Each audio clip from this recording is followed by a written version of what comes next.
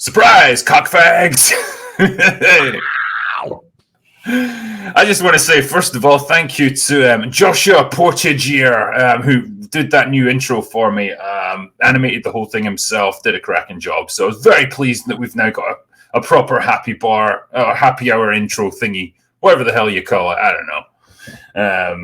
Yeah, it's just nice to have it. Anyway, hello, man. Thank you for coming on to do this. Hello, how are you? Oh, dude, yeah. Thank you. I get to watch something amazing. I get to watch something nice and politically incorrect that we used to be able to laugh at ourselves once upon a time. Oh man, absolutely. This movie reminds me of when Hollywood could, just make fun of itself a little bit, have a bit of a laugh, and it was great. It was glorious. It is Team America World Police, and we are here to head back to base for debriefing and cocktails. And look, I even brought one special for the occasion. I made myself an espresso martini, so... Wow. I thought you just literally emptied some Guinness into a cocktail. I don't know. I had to make this up myself. I had to get the espresso maker going and everything, and that's not bad. I'll have a bit more of that. Espresso martini. Wow. Nice. I had a latte macchiato. Okay. I'm on the wagon. You badass, you. And I got water. You mentalist. I love how you've just got entire water filler. Crazy today, dude. Crazy. Yeah. Fucking rock star lifestyle of a YouTuber. Oh, yeah, I brought shitloads of Coke. Well, yeah. No, you got to do it, haven't you? Because, when you suck another man's cock, the trust that you... This isn't about sex, Gary. This is about trust. This is about trust. You gotta love Spotswood. Yeah, man. Honestly, like, Team America, it is one of those movies. It was... it was a perfect microcosm of its time. And when you get a movie like that, you kind of wonder, is it actually going to be worth watching 15 years down the road? Is it going to hold up? And so I rewatched it last night to refresh my memory on it. And holy fuck, yeah, it's still got it. This made me laugh more than pretty much any movie of the past 10 years. It was glorious. It was great because yesterday you and I, we in the afternoon, we watched Ms. Marvel together, the first episode of Ms. Marvel. We did. And I had a couple of weirdos tweets being like, oh, you could tell there's just so much care and genuine love put into this show. And it's just like, gaslighting central. And we were just like, nothing's happening. Nothing happens until the 45th minute of the thing. And then, of course, you had the response from the critics. Oh, it's amazing. It's incredible. It's phenomenal, because all critics are fucking racist. And so they're literally just like, it's got a little brown girl in it. It's the best ever. Because, Hollywood currency is now, instead of entertainment and good writing, it's skin color, ethnicity, sexuality. And, I was kind of back and forthing with a bunch of I was getting sent all kinds of weird shit from people because I didn't think it was boring. And then you watch something like this, and you're just like, holy Jesus, titty fuck. You are just in a completely different world. Yeah. Jesus, titty fucking. It's just like you're in a completely different world. And it's and then you look at something Ms. Marvel, just like, it's fucking trash. Kenobi, trash. It's just this trash that we have on TV today that people are trying to justify when you had this period of time where people could make fun of different people, could make fun of themselves, could use humor to make fun of their occupations. All this kind of jazz, and this is one film that just doesn't hold back in the slightest. And I just like, where's this world gone? Where is that world gone? Because it just doesn't exist no more. No, and that's why it's such a fun experience to watch movies like this. Also, just for the people in chat. I know people were saying like our audio balance is slightly off. I've put my mic volume down a little bit, so I don't know if I'm coming across a bit quieter now. I can put mine up a bit. I put mine up a little bit more. We're kind of in sync. I'll just see what chat says and see if we're balanced. If not, I can adjust mine a little bit, because I know in the past it was picking me up a little bit too loud.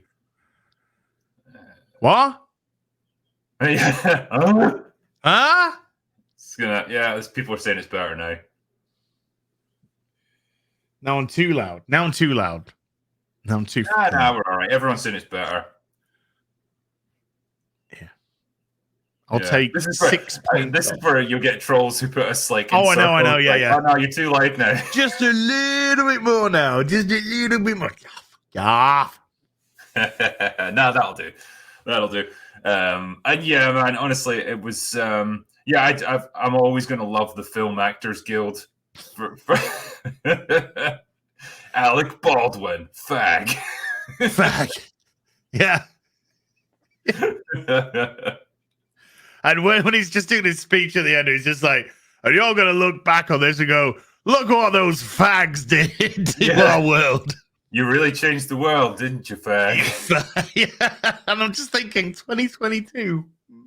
Oh, never going to happen. Never going to happen. But it's just such a, like, you know, I didn't know how much I'd laugh because, you know, I've seen this quite a few times, although I haven't seen it in about a decade. So this, you know, it's been a while, but I'd seen it a few times. I know that it's got belly laughs in, but it's 2004, and you do think, does something like this hold up? Will it hold up, or will it kind of come across as a bit like, no, you know, it was a product of its time, but it was funny sort of thing. But when they're singing the opening song, when they're in the when he's on Broadway or whatever, and they're singing the AIDS song, and it's just like, yes, but it's just like what rhymes with AIDS, and it's just like AIDS for the whites and the spades, and you're just like, because you know we haven't heard something like that for God knows how long, but it's just, you know, taking the piss to rhyme. That's what, you know, that's all it's doing, is because you got a song called Everyone's Got AIDS. Yeah. That's definitely the South Park influence right there. It's just like straight up throwing that shit in right away. But yeah, you don't hear stuff like that anymore because, you know, people are too scared to do, you know, risque jokes anymore. You know, you could even argue that, you know, stuff like what Ricky Gervais does is kind of tame if you think about what he could really get his teeth into. I compared to some of his earlier stuff, yeah, he's a bit more pared back now. But yeah, like the things he says now, like if it was any other comedian who wasn't as famous as him, that would be it. Career over. Yeah. He's almost too big to fail now, and he's just like, yeah, come at me, bro. I'm just gonna keep making my jokes until until you cancel me. But I don't give a shit. He's got fuck you money at this point. He doesn't care. But, for generations and generations to come. But you just feel like we used to have a sense of humor once upon a time, and we just don't. It's been stripped from us by ideology and you know, greed and all these different aspects, which of social media has just stripped it all because everyone gets a voice, and unfortunately that means 99% of them are fucking retarded. And so, you know, it's just like, wasn't it great when people didn't have a voice? You know, wasn't it great when people were fucking marginalized? Wasn't it great when people were pointed at and fucking laughed at for being fucking dumb? And now it kind of comes down to, like, you know, just because you can put every thought out there doesn't mean you necessarily should. Sometimes it's better to wait a little bit and rethink. You know, do I really want to say this or not? But this, you gave up on life, didn't you? You gave up. Yes. Get off the street, you fucking bum. Yeah. I just want to say as well, like when we talk about this film, and like obviously the main topic, I guess, is like the humor in it, but the actual work that they did with all the puppetry and stuff is absolutely fantastic, because you know that very first scene where it's just like a little really shit puppet in front of like a hand-drawn yeah. You know why that's there? It was to spook the executives. Yes, yeah. Because they'd invested shit tons of money in this film, and they were like, God, I don't know if this is going to work with puppets and stuff. And so, Matt Parker and Trace, they put that little bit in there to make them think like this is what the movie's going to look like. This is what your $50 million has got you, and then you get that great panning shot where it pans out across like this Parisian square, and there's just people, and it's beautiful. It's gorgeous. Did you notice that the cobbled streets, the cobbles are actually croissants? Croissants. That's the level of detail there. And what you just said is actually a piece of trivia on because I got it I bought it from Amazon Prime because it's the same price. And that's like the first thing that comes up when it starts is this was put to freak out the executives. That's why it had the little puppeteer, and then it pulls back and you got the other puppeteer. Yeah, but yeah, the level of detail was incredible, and I can remember back in there with Matt Stone and Trey Parker saying, we're never going to do a film with puppets again. It was so hard to do what we did, but it paid off incredibly well. But wow. Yeah. Because they obviously mess around with it at times, like when a character has to like go through a doorway or something, or try and get into a car, and they just really awkwardly go. Or like, I think my favorite bit is like when they're having sex and like Gary's trying to say something, and Lisa just goes like, "No, shh," and her finger goes like right into his eye. Yeah. But that is playing on the fact that it's puppets as well. So there's levels there, because they could have lined it up to just go like that on the lips. That wouldn't have been an issue.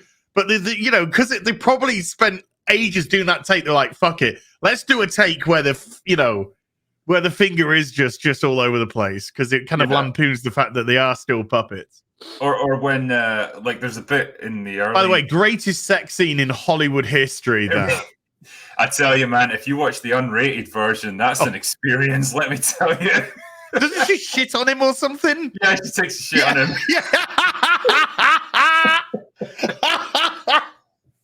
That's Amber Heard! Oh my god! Yeah. The puppets were doing it before she did. Yes, that's where she got her inspiration from. Well, she was known for stealing lots of different stories in the court case, let's be honest. Oh, man, might as well steal something from Team America. Just reciting shit from movies. Someone's asking about the vomiting bit. Where is it? But the vomiting bit's crazy. Yeah, because the music, this film has got some great score. It's got a great score in quite a few places, Never mind the funny songs. The funny songs are great, but the actual score in some places, like, this is really good music, Yep. But no, what would you do? Because freedom don't come free. No, there's a hefty fucking fee. Try every time. I love how they've got him like Gary's puppet at like all these like memorials, like the Lincoln Memorial and stuff. Yeah. He's still at puppet size, so he's just ridiculously small compared to everything. Yeah. Clearly filmed without any permits. They've literally just got a handheld cam and just took because the quality completely changes. Right, prop him up here. Quick. Done. Let's go. Yeah. Grab the puppet. Let's get the fuck out of here. Yeah. But no, that opening sequence is fantastic. Like with the terrorists, they show up and Team America just come in with their chopper. Everyone piles out, and immediately the shooting starts. And I love how I think it's Joe. He's like the team leader. Fucking fires a rocket launcher at the terrorists and misses and hits the Eiffel Tower, and it fucking collapses on top of the Arc de Triomphe. Yeah, and it just goes, "Oh no, I missed." Yeah, that's all you get out of it. They don't give a shit. They don't care about any collateral damage going on whatsoever. The history behind what they hit. Oh, God, I missed. And I love they land and like the running gag is like Sarah the psychic is just shit and she doesn't like none of the powers work. And she's like, don't worry everyone, I'm sending out calming vibes. And they pause for a second and Joe's like, okay, great job, Sarah. Moving on. I'm sensing that you're confused by all this, Gary. Yeah. Or when, what's his name, Chris is just like yelling straight in Gary's face. It's like, you fucking actor. Yeah. And it's like, stop it, Chris. I sense you're making him feel intimidated.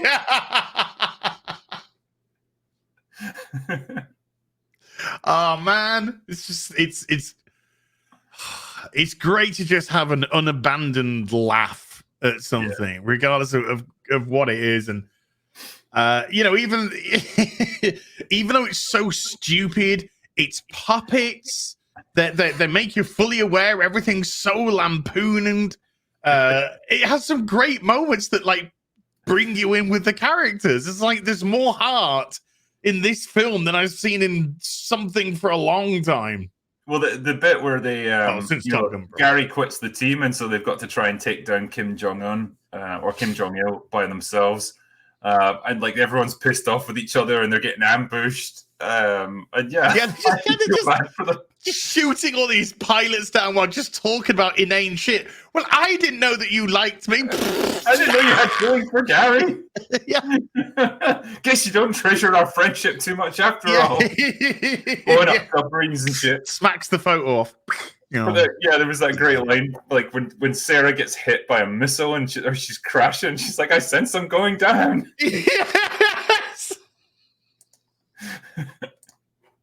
when the panthers are in the black cats. Yeah. And she's like, "I will use my ability to turn on the."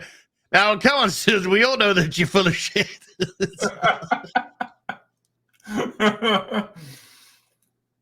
And it works. She does it. Yeah, and it ends up ripping Danny Glover's head off. Oh, there were some great deaths in this film.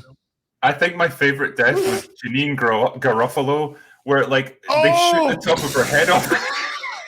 Just that definitely got a from me when I was like an audible gasp from me with that one. That was little charge. They put little charge in the puppet's head to just go. Yeah. Well, it's like it explodes. It caved in so well. Her face is like peeled apart.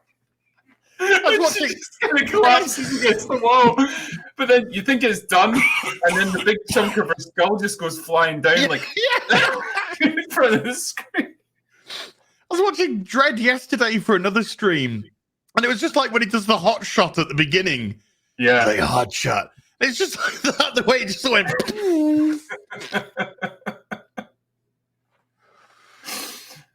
Tim Robbins' one was good. There's one thing it didn't take into consideration, Tim. What's that? I'm a smoker. It's just covered in gasoline. It's just, it's just screaming. But he goes down in flames and he's lying on the ground and you just hear him go, woo!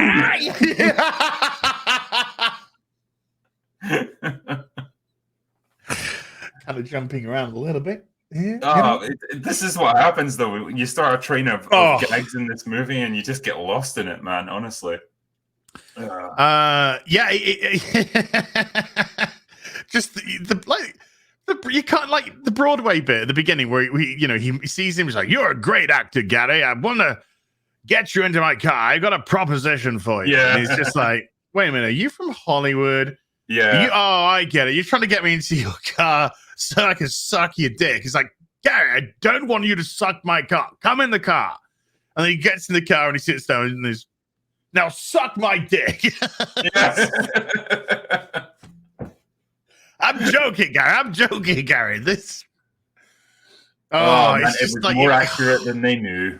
Or maybe they did know, actually. Oh, they did know. They knew exactly what they were doing. And it was just, that's like one of the perfect things. It's like, it's taken the fun out of, machoism. It's taken the fun out of overtly patriot, but not in a nasty way, just exaggerating it. The characters are funny characters. They're not made to be nasty or horrible, or we should be looking at them and judging them. No, it's a look at the film industry, and they're kind of probably talking about look at these fucking ponces in this industry. They're stupid. They jump onto. I mean, this is the epitome of jumping onto current day. An actor jumps onto current. I support current causes. That's what this is. Well, it's like Sean Penn in this, where he's like, "I've been to Iraq, yeah. It has rainbow skies and beautiful. Yes. You've got Tim Robbins who there is like, let me explain how this works. The corporations sponsor Team America, and they're sitting there in their corporation buildings, being all corporation-y, and global warming, and yeah, that's all he's got.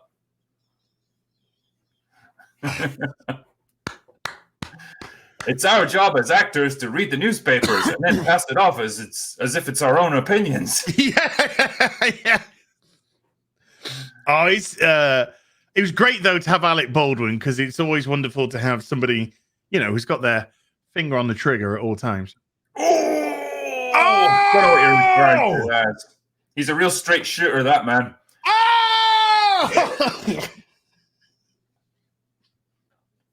But it's nice to know that Alec Baldwin has probably been a dick all his Hollywood career, because they clearly fucking hated him.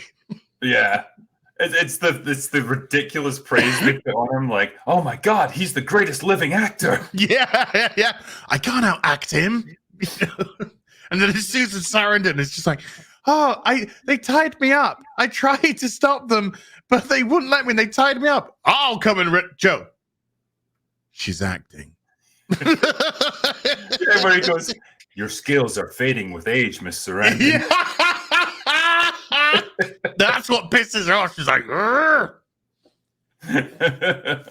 you shall die a peasant's death. And he just falls off the balcony and like obliterates at the bottom. I'm like, oh shit. And then Joe's just like, holy Jesus, did he fuck? Oh man. I do love the bit as well, because what they do is they biomorphinize when they want to power something up. So like they've got their limo, which is like a Lamborghini that's stretched Lambo, yeah. But then it takes off, and Gary's like, a flying limo? Now I've seen everything. And Spotswood just says to him, well, have you ever seen a man eat his own head? You ever seen a man eat his own head? Then you haven't seen everything. Neither have we. That was so great. That was so perfect, because yesterday I had some disingenuine fuck nugget from What Culture tweet at me with the Ms. Marvel, because I went, nothing happens. And someone's like, how can you say nothing happens? And I was like, because nothing happened. And then they put, then this What Culture knob cheese comes along and is just like, well, the show introduces you to the protagonist. And I just went, wow, the show introduced you to the protagonist in the first episode? Holy shit. And then they just went, well, you just said nothing happened. Something happened. And he's just like, oh, how do these people fucking live their lives? I don't know how they get by. You know that nothing happens is a nothing of consequence happens. Obviously, people walk and there's some words said. And so that was just like the perfect sort of analogy for that. It was just like, now I've seen everything. Ever seen a man eat their own head? No? Then you haven't seen everything. Okay, this is a guy who's quite matter of fact. Okay. I like, because they've obviously got to recruit Gary, because he's like the best actor they can find. Best actor. They infiltrate the terrorists. And so they need to make him look terrorist. They need to make him look Middle Eastern. And so they're gonna biomorphinize him. And I love how all they do is paint his face a different color and stick a bunch of pubes to him. Stick a white towel on his head. Yeah. You look fantastic, I Gary. I laugh so hard. Or should I say, Hackman? Yeah. Durka. Muhammad Jihad. Oh, Muhammad Jihad, Durka. That's like all their dialogue. That's all they get. And they open the door and it's like the fucking canteen from Star Wars. I love how his opening gambit as well is just to go up to the bartender and be like, so, I heard there's a terrorist attack going on. Maybe a terrorist attack going on around here. Can I help? Oh, it's just perfect. Just absolutely perfect. Everything is so surface level. Like when they're landing, they just land on some poor guy's fucking shop in the middle of the bazaar and just crushes it to pieces. And then when they start chasing after the car, they're just smashing into every single thing on the way out. And everyone's like, ah! Yeah, it's like it's when they shoot him, and again they miss, so they hit the Great Pyramid and blow them up. Yeah. It's like missed, wide right. Yeah. We got a car packed full of explosives. We're gonna ram into them. Yeah. Well, it's got a great payoff to that. It's like he's about to go into the tavern, and it's like, now you remember the signal. It's like, okay.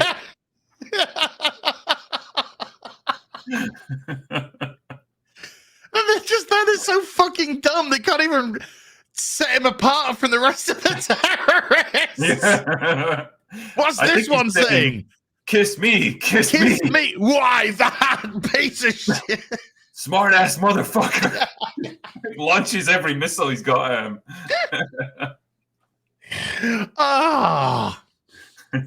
I need more political political incorrectness in my life. I really do.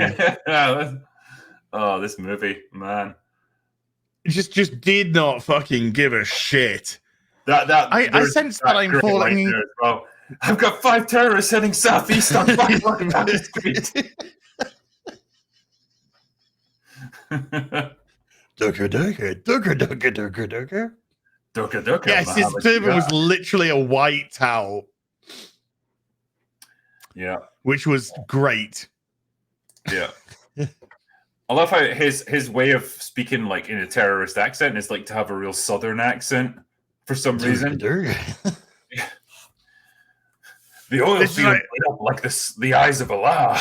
My goats were screaming at me. The explosion lit up like the eyes of Allah. I put a jihad on them that day. Yeah. And if you don't let me be a terrorist, then I'll put a jihad on you. All the guys listening to him are like, they've just got tears running down their eyes. Tears good. And he's like, okay, I believe you. The weapons of mass destruction are hidden. Yeah. It's just perfect. It's just so perfectly, the pace is so good. It doesn't try and do anything else than just ridicule pretty much everything that it possibly can. Oh God, yeah. It's like, I love when they escape in the Jeep and Gary's trapped in the back, and so they need to rescue him. And so it's like Lisa who just flies overhead on a motorbike and just grabs him and picks him up.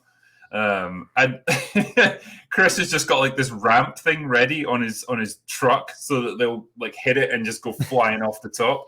And he just goes, surprise, cock bags. Yeah, surprise, cock bags. And they go straight into the Sphinx and blow it up. Of course they do. Pyramids getting blown up, Sphinx getting blown up. Yeah. That's Team America. The only person that was playing the role straight was the news presenter. Peter Jennings, yeah. Team America, I've got blown everything up again. Yeah. Also jumping on the fuck Team America bandwagon. But yeah, I mean, it's, you get all that, and then I think that's when you get introduced to Kim Jong-il as well. who's like the mastermind behind it all. I remember Hans Blix.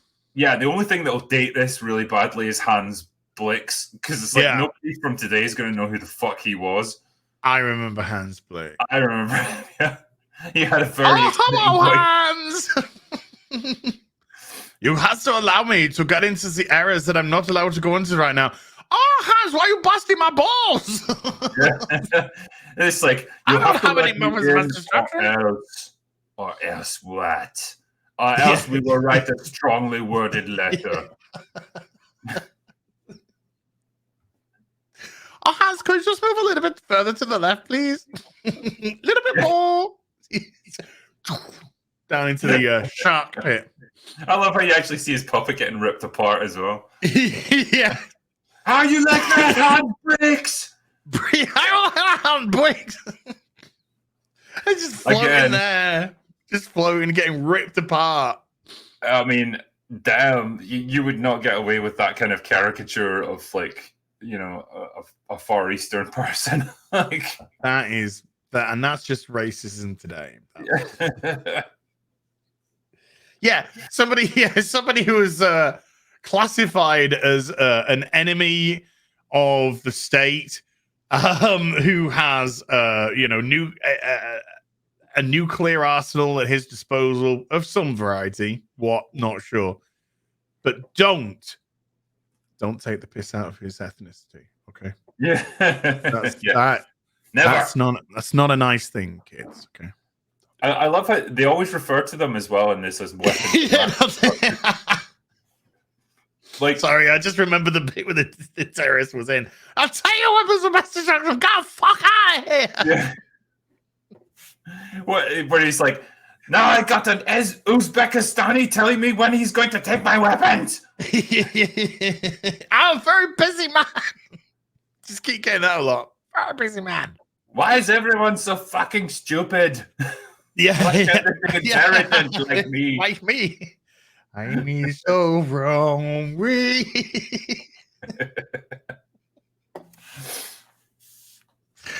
Oh, it's just beautiful. It really is. And I think that's when we get the sex scene as well. Because it's like, they go back to party at base, and that's when Gary reveals that his brother got killed by apes at the zoo. It was my blueberries in his front pocket. Those monkeys, they tore him apart trying to get all those blueberries. Yeah. It's like they beat him to death before the zookeepers could gas them all. The zookeepers could gas them.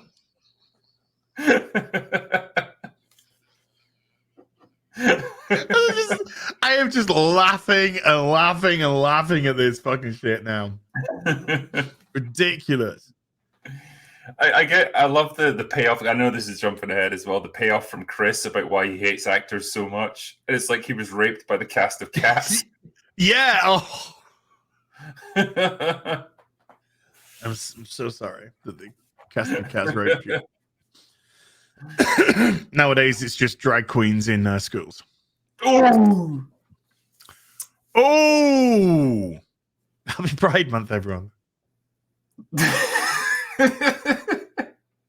Zoom in on ass. Yeah, dun dun dun. So I have.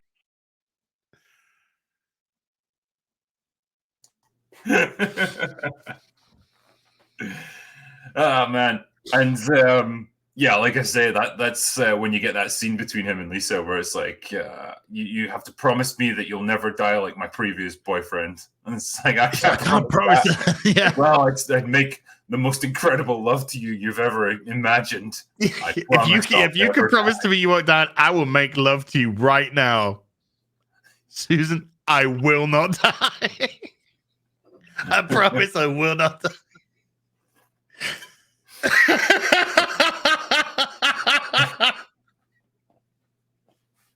It's funny because it's true.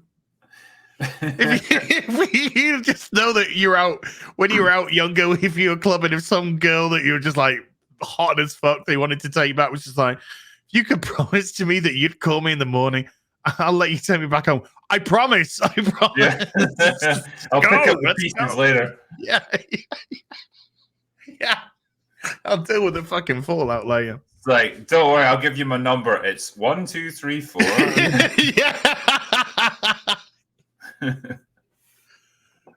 Yeah, it's true. I just left my phone at home, so if you dial it now, it's not gonna work. Yeah. What am I like, eh? But I will reply to you when I get there. So we better go to your place. So we're going to your place? No, we're going to yours. We're going to your place. Yeah. We don't need to know where I live. Tell me your home address? Nah. No. I mean, I'm between places right now. You know? Yeah, I'm just crashing at my mates right now. You know it is. Can I just say that from a nerd perspective, that model of the Panama Canal was fucking brilliant. It was really good. Yeah. I've said this before, obviously, but like, obviously, you get that ship that's just pulling up, and then the bomb goes off, and like the water cascading down. It's just so cool to watch. Like I love watching like miniatures get blown up. It looks great. It's a good scene. Yeah. And it's like you say, the music is played dead straight. Like it's played as if it's like the most dramatic scene ever. And so you've got people getting swept away by the flooding, and then they're all just all the puppets are just lying face down in the water. Oh. It's like really somber and serious. Thousands killed in Panama. Yeah, and that's what makes Gary quit the team and become a drunkard. You get there's two scenes that are just fantastic in short order. It's like him in the bar with the drunken bum who comes up to him and gives him just this incredible pep talk about dicks, asses, and pussy. And it's so which will come back later. So That's set up for later. Yeah. But it's so real. Like you do have dicks, pussies, and assholes in life. That's people are one of those three things. And it's like they just nailed it with that. Pussy just wants to get on with everyone. Yeah. Pussies might get mad at dicks once in a while because pussies get fucked by dicks. Because dicks first pussies. But assholes, they just want to shit over everything. But a dick can fuck an asshole. But it's like, at the end of it, he's just like, because if it wasn't for them, we'd have our dicks and our pussies all covered in shit. And he's just like, starts throwing up. And even the music when he's throwing up is just like brilliant. It's just amazing. Oh, because it's really poignant and emotional. Yes. It's just like, and because I hadn't seen it for a while. I've only seen the GIF, over the last 10 years, and I just did not know how long that puke scene went on for. Yeah. He is just puking and puking, then stopping, then puking, then projectile puke, and it's like spraying out of him by the end. And the music is like,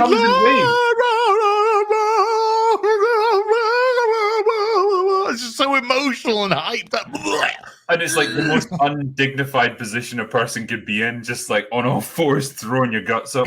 But like that's we've all been there. Because it comes in waves, doesn't it? It's like you throw up, you think you're done, and you're like, you stand up, and it's like, oh shit, it's happening again. But I think just before then, or as this was going on, fucking Michael Moore suicide bombs the Team America base. That's where you just got Spotswood, and he's just there, and when he's just like sees him, he's just like, see you later, Team America's like, Jesus, titty fucking. Michael Moore just blows himself up. Well, they filled this puppet full of ham, apparently, before they blew it up. Because if you look at it, it's like when it blows up, like meat just goes flying everywhere. Oh, it's so good though. What do they call Michael Moore later on? The base got blown up by some socialist arsehole or something. Yeah, it's intelligence who does it, because that's their supercomputer. And he's like, our base was attacked by a giant socialist weasel. That's a socialist weasel. Yeah. That's 2004. Yeah. Again, you wouldn't get away with that now. Yeah, you get away with socialist weasel. But then they'll go, this is a Trump-loving film that's catering to white supremacists. What I love about this film is like it mocks everyone equally. You know, it mocks that kind of like gung-ho, we're just going to go in and fucking kill the bad guys, no matter what the collateral damage attitude. But it also mocks the people on the other side who you know, don't really have a grasp of the reality of the situation, and they're just posturing for their own benefit, you know, like the Film Actors Guild and stuff. So kind of everyone gets it, and I think that's what makes this film so enjoyable, is that it mocks every side equally, and it has a laugh at everyone's expense, and that's great. That's what makes it enjoyable. It doesn't take a political stance on any of this stuff. It's just making fun of it. It's just making fun. It's mocking the situation, not the politics. The situation. It's mocking the fact that as soon as something, you know, the Suez Canal happens there, Panama Canal happens there. You know, there's a bombing somewhere. You'll just get celebrities trying to ride the back of it for clout. And that's essentially what he's saying. You know, you got these people, these millionaires that just use these horrible situations to self-promote and feel virtuous and all this kind of stuff. Then you've got the gung-ho sort of, let's get in there, you know, and without thinking of the consequences.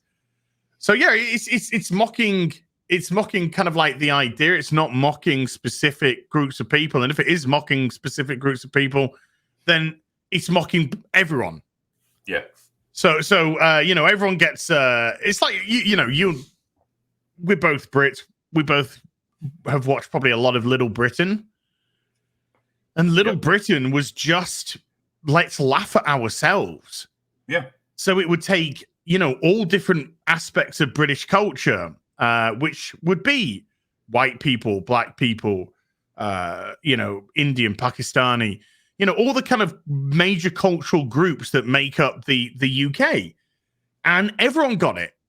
Everyone got it, you know, and that was the funny thing. It was just like, let's all just have a little bit of a laugh at ourselves and just kind of get out of our systems, because, you know, the world's a fucking fucked up place. And that's what we need. And now that's no longer tolerated. It's no longer tolerated that we can do stuff like that. And it's just like, you know. I think you really hit the nail on the head there. Like, if you can, everyone can collectively laugh at themselves a little bit. It breaks that stigma, and it breaks the ice. And it allows, it depowers them as well. It depowers legitimate racism and stuff like that. Yeah. I think if you know, you're able to take that step back and say, you know, a lot of the stuff that we argue about and fight about and stuff is all a bit dumb, really, and it's all a bit ludicrous in the great scheme of things, you know, and we can have a laugh at ourselves. That's great, because like really the things that like unite us, the things that bring us together, are like a hell of a lot more numerous than the things that divide us, and we get so hung up on the petty differences that we kind of lose sight of that. And I think films like this are not going to win any Oscars, obviously, but they make a really valid point about like when you can just see the idiocy in so much of what we fight about in daily life. It gives you a slightly different perspective on it, I suppose. You know, I think that's a good thing. It gives it a bit of a reality check in some weird way in a movie about fucking puppets shooting each other apart with machine guns. It keeps you grounded. Well, you know, when you're taking a piss out of yourself, it just keeps you grounded. It keeps you understanding that you are just this tiny little speck in the grand cosmos of life. And it's when people start taking themselves too seriously that you get Twitter, you know, where people just want to be ultra serious. It doesn't matter if they believe or not believe in what they're saying. It's just like, no, you can't joke about this anymore because they're trying to play the righteous, pious, take the higher ground. not because they believe what they're saying, because they want to feel better than you. They want to feel above you. So that's the actual reason. We need more Team America. We need more stuff like this to come back into the cultural vernacular. I know. Or just come back into culture in general. We need people who aren't afraid to take the piss out of everyone and everything, and to hell with the consequences of the pathetic Twitterazzi. Because Twitter's not real life. It's fucking fake. It's fake, and it's a minuscule proportion of the world as well. Well, I think when you take the humor out of life, when you take the ability to laugh at things away, you take the joy out of things. Oh, yeah. When you've lost all of that and you don't have the ability to just, I don't know, like sit down and have a laugh with people who are different than you when you take that ability to find common ground with them, you create more division than you're ever going to like heal, I suppose. And so you're doing the exact opposite of what you claim you want to do, and that's a really sad thing. And I guess that's why we end up with so much anger and resentment and animosity on every side, because no one's allowed to just cut loose, have that lighthearted fun with things and find a bit of common ground in the idiocy of our lives, I suppose. But at least with Ricky Gervais's latest comedy special, for example, even though he could really let rip, but he's not. He's taking the piss out of the people who are coming in and saying, "Oh, you can't misgender, or you can't say that this person's that or the other. You can't do that." So that he's actually taking the piss out of the actual activists. He's not taking the piss out of the people. Out of the person who might, identify as whatever. But we need more comics to grow some balls, because too many of them are shrinking, and we need more producers, writers like Trey Parker and Matt Stone that actually have had a set for a long time, a very, very long time, and just make us laugh. One of the funniest bits of comedy is the shock factor of it. We're far beyond the kind of my mother-in-law type of jokes. Okay, that's a product. That's gone sort of business. No, to have a comedy that can push boundaries and just make us laugh at what we probably shouldn't be laughing at. That is one of the beauties of comedy. There's a great one here. The Book of Mormon. Yeah, I went and saw that down in London. It was absolutely fucking brilliant. If you haven't seen it yet, go and see it. If you ever get the chance, it is brilliant. Very much the same style of humor as something like Team America. Yeah, they nailed it. I don't think I can even sing any of the songs that are in it. They're so inappropriate for YouTube. Thanks, YouTube. But yeah, it's great stuff.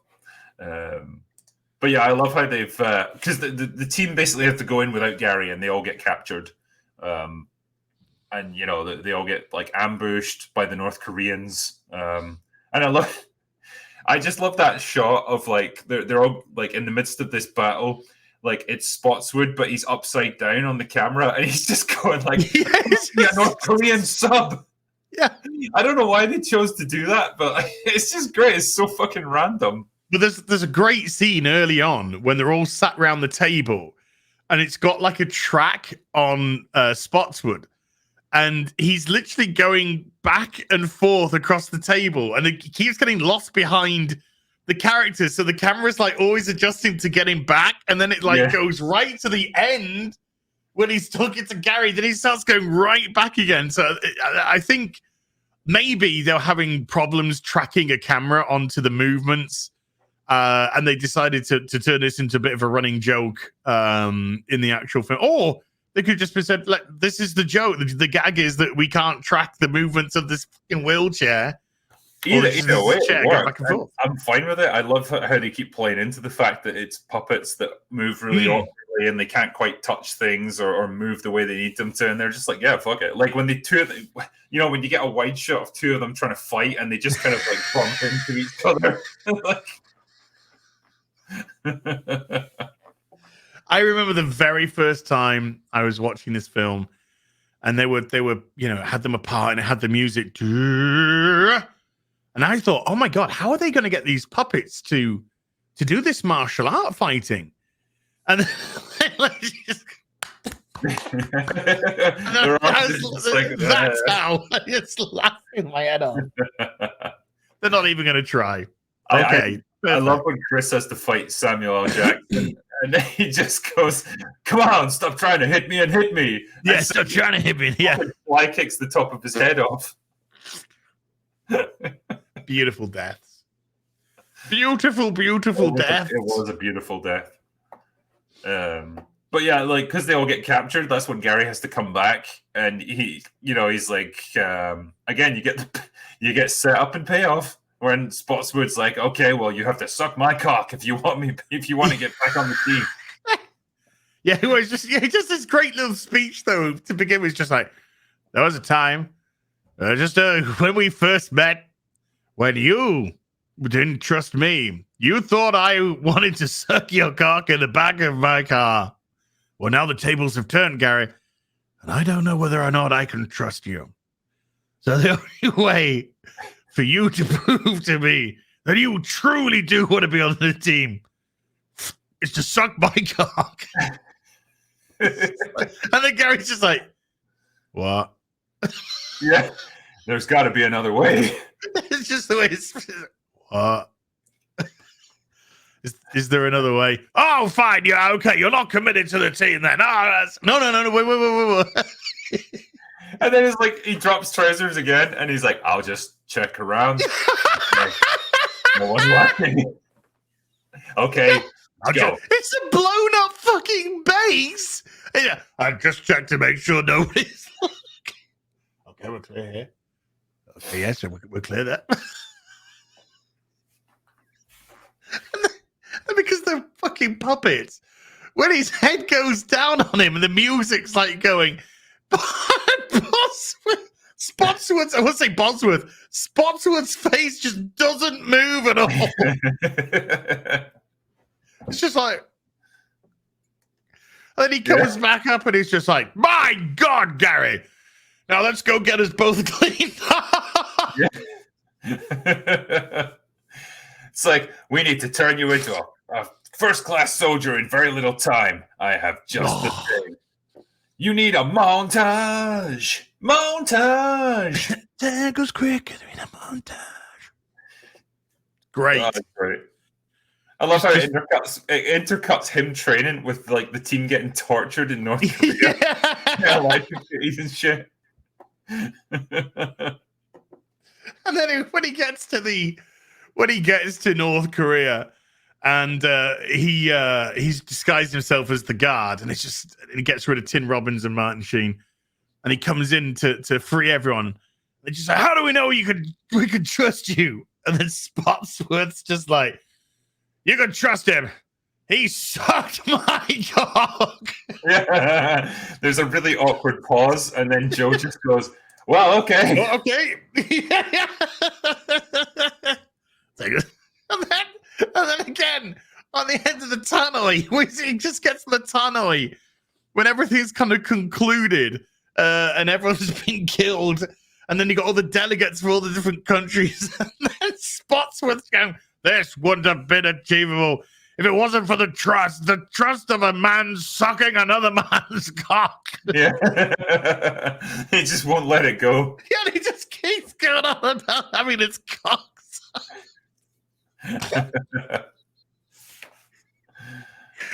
Oh, I don't think I've ever laughed so much in my life as a male puppet sucking off another male puppet. It's special, that's for sure. I love as well when they find out that like Gary's freed the rest of Team America and they're heading towards the main stage to like put a stop to Kim Jong-il's plans.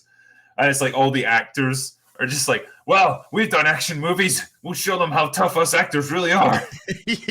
You get Tim Robbins there, like, I swear they won't reach that stage. yeah, we need to get to the stage. Everyone protect the stage. Susan Sarandon doing her bit. Fucking Samuel L. horrific doing his bit. Oh, it's brilliant. Like George Clooney gets George Clooney had his head blown off. You actually hear him go like, ah! With his head Now then, didn't George Clooney voice himself in this? I don't know. I know he was cool with it happening though. I think you should look into. I think George Clooney, and you know, he doesn't say anything. He just does some ers and ers. But I think George Clooney actually voiced himself in Team America.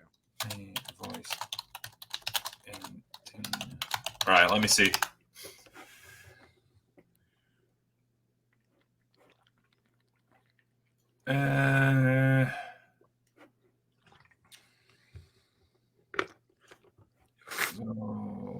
I don't know if it's not really saying here. There's a Team America wiki. I'm gonna see if it tells me there. He voiced the dog in South Park. Yeah, he did. Yes, he did do the voice. I could be confusing that. Maybe. Right, no. So I don't think he did the voice, but he says he did voice himself in the South Park movie. Maybe that's it. Maybe I'm confusing the South Park movie with he said Team America. He was support because he's friends with Trey and Matt, and he said that he wasn't offended by being put in Team America, and he would have been pissed off if he wasn't put in it. So boom. Yeah. Hey, an actor that can have a laugh at themselves. Who knew? Hell surprise. And I just I couldn't get past this bit without talking about Matt Damon. It was Matt Damon that did it. Matt Damon voiced himself the saying. Just that's his only line of dialogue. Matt Damon. I hope that's true. I hope that's true because that's great. But when, I mean, I think one of the biggest belly laughs for me was just something I didn't think I'd particularly laugh at. But when they lock Susan and Joe, is it in the room?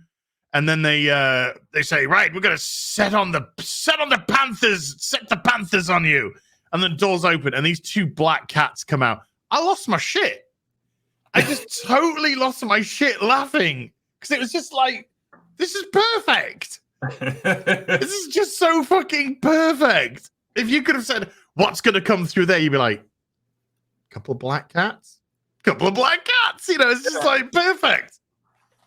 Didn't try to do anything silly. Ripping Sean Penn's arm off. Like screaming. You see all these like fleshy bits, you know, cat food or whatever it is that they got to entice the cats. It's just getting torn at this meaty, torn apart shoulder. And you've got Danny Glover there with just like this horrified look on his face as it's like tearing his head off.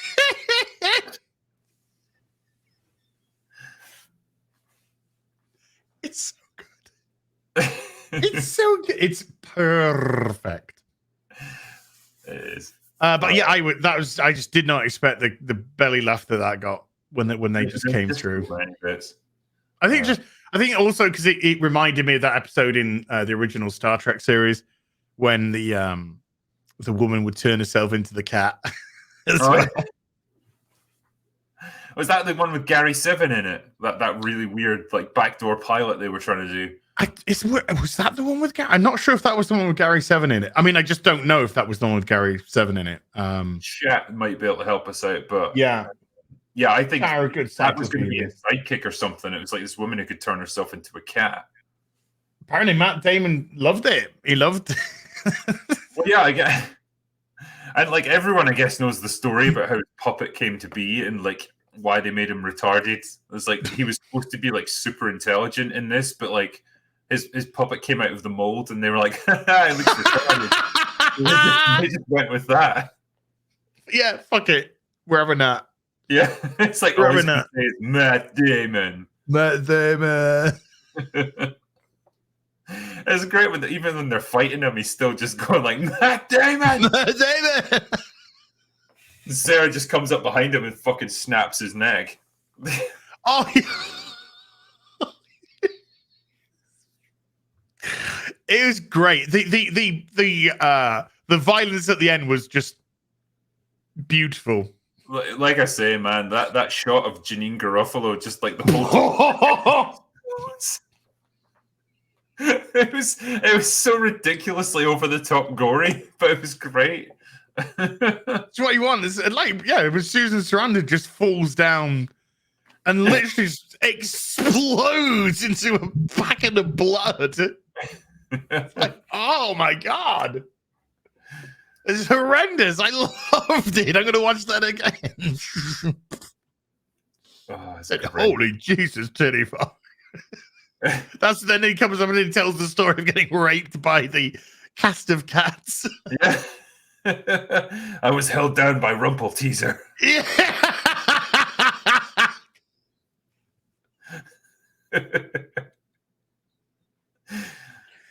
Let's face it. If anyone went to see the last film of Cats, they got fucking raped as well. It's just in their wallet. Yeah, that was brutal. But yeah, that's when Gary, I think, has to go up against Alec Baldwin, the greatest living actor. Greatest living actor of all time. Get out, or don't even try. Yeah, don't even try. This is very weird, sort of nest to his voice, doesn't he, when he speaks? Very, yeah. I don't know what you would even describe that as. Narcissism. Pretty much. Yeah. I absolutely love myself. And yeah, I love when Gary defeats him and like Alec Baldwin, all he can come out with is like, well, corporations. Corporations. You have failed me, Alec Baldwin.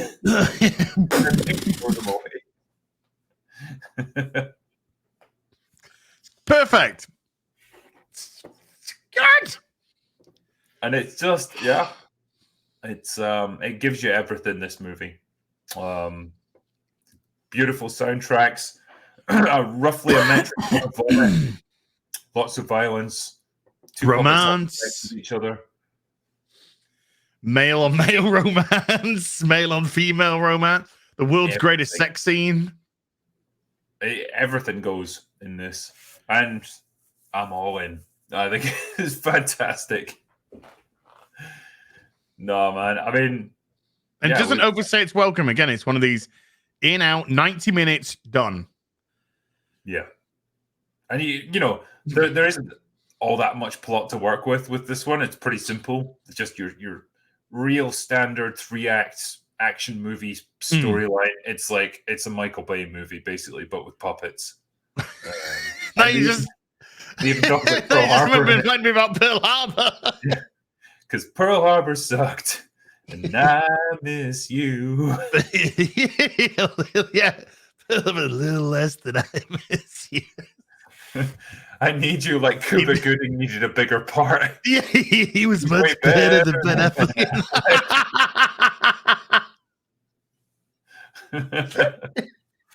I miss you like Michael Bay missed the whole point of Pearl Harbor.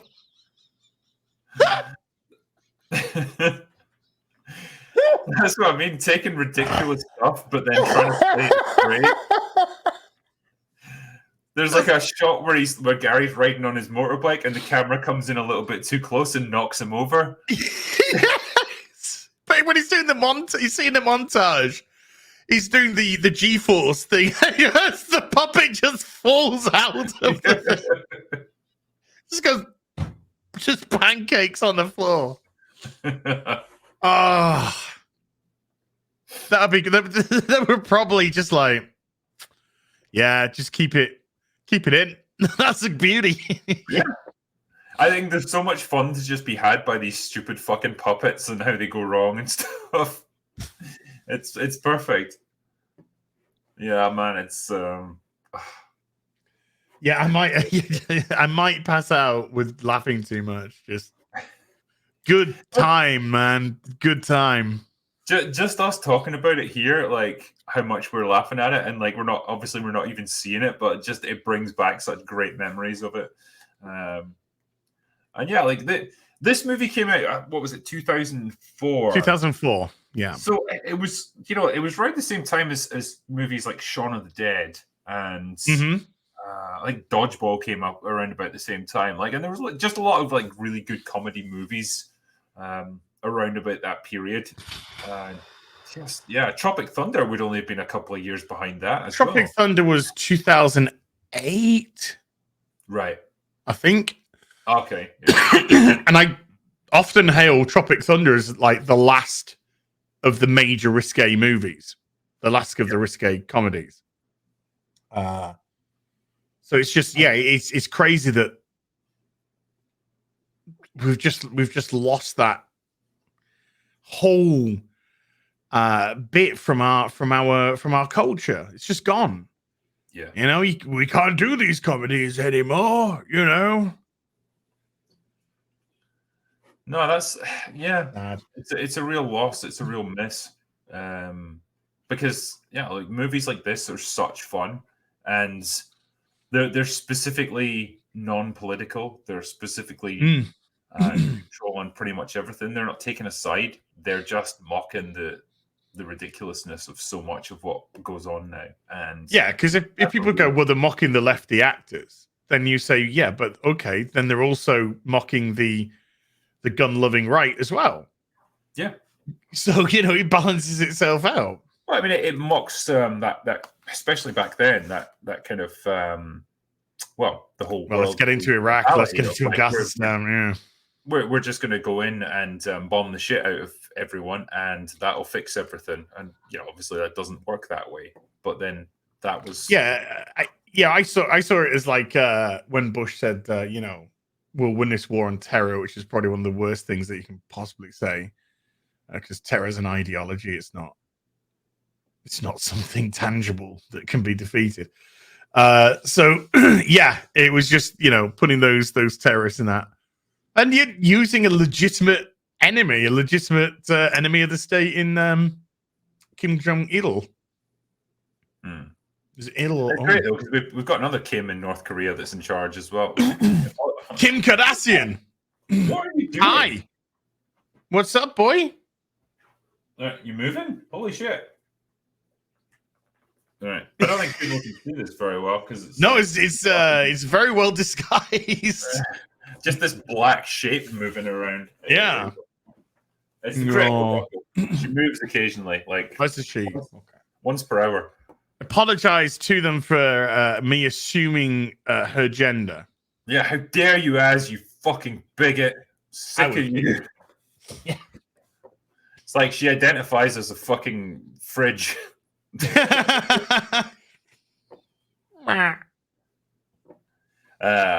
yeah, man, like I'm pretty sure that everyone who's on this stream tonight will have seen Team America. I hope so. Or if they haven't, they now want to definitely see it. Yeah, I mean, if you, for some reason you haven't seen it already, please watch it. You will have an absolute ball with it. It's just a great, fun movie. Somebody put the Hound of the Drinkervilles. Yay! Oh no, it's like I'll put the light on so you can at least see it. Oh my god! Yeah, chat. Is there just be honest? Is there anyone in chat who has not seen Team America? And if not, can you just put? Are you going to watch it now after this stream? I mean, not necessarily straight after the stream, but after the stream. If you haven't, it'd just be interesting to see if there's people that have not. Sam Mary says I haven't. Ryan McLeish says I haven't. Rick says I haven't. Jay Price, I haven't watched Team America. Go watch it now. I haven't. Don't waste your time with us. Calvin said he hasn't. Seen bits of it. Gonna watch it again. There's a few I'm gonna watch it again. Durka Durka Muhammad Jihad. Durka Durka Muhammad Jihad. I like it. Durka Durka Muhammad Jihad. One of the pilots that they shoot down, like it just goes, Muhammad Ali. Yeah, Muhammad Ali. Bishaki Ali. Oh, look at that doggo, man. There she is. Laura. Dude, her coat is gleaming from here. Yeah. That's a good coat. Yeah. That's a healthy Doge. She's doing good. Once the greyhounds retire, they put on a bit of weight and they actually look more like normal dogs. Not as skinny. So how old is she? 6. Oh wow, okay. Yeah, nice. I think they retire at like 4 or something. Like they don't have particularly long careers. So yeah, and then they spend the rest of their lives just lazing around, sleeping, sticking around. So Yeah. they're not exactly hard to look after. No. But yeah, I know that we've had a lot of super chats come in while we've been doing this. So if you've got a little bit of time, we can maybe try. I'm here, dude. Yeah, no problem. Give me 1 second. I'll just see if I can bring them up here. All right, where are they? So the first one that came in was from Chuxenhausen, and there's a couple here. Man, I'm so excited for this. Almost as excited for the day Az meets Alex Jones and can express their guy love for one another on Friday Night Tights last Friday. On a different note, how excited are you for Cobra Kai Season 5 premiering on September the 9th? I know I'm pumped for it. Definitely. I really enjoyed Season 4. I thought it was great. I am absolutely pumped for it. Yeah, really excited. I'm working hard to try and get a few of the actors from Cobra Kai to do like a stream. So I'm free that day. Yeah. I don't know when is it? I'm free. What day? I'm free that day. When? I really want to get William Zabka in. I'd love to talk to him. But who knows? I'll see what I can do. RRTNZ said, Hail Drugkiller and team, worthy choice for a happy hour. Why not go one better and do the most toxic, manly, and awesome film ever made? Roadhouse. Cheers. Roadhouse is fantastic. That's a testosterone film, that is. That is, yeah, you got Patrick Swayze just ripping people's throats out because he can. $20, you can feel my wife's titties. So that you're happy, man? Yeah, because I don't have $20. I need to do some kind of review on that. Either do a happy hour, do an extra shots, something. Got to cover. Think recommends maybe. It could be, yeah. Unhinged said, my patriotism just exploded in my shorts. Fuck yeah. Fuck yeah. Well, that song got adopted by the American military, didn't it? I hope it did.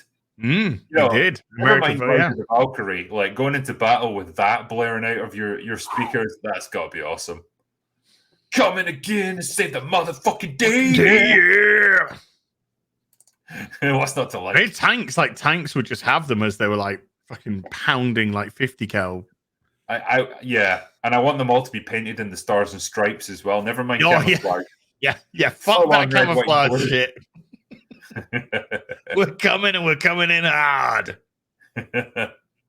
JS Pena said, speaking of happy hour, happy birthday to Johnny Depp. Is it his birthday today? Wow. 59? Oh, yeah. Damn, he looks good for 59. He looks better than I do now. He can pay to look that good. Oh, yeah. God bless him. Is the rumors true, by the way, that he might be coming back for Pirates 6? Well, I know you don't know for sure, but... Well, the last I heard, Jerry Bruckheimer said he's not attached to the project. Shame.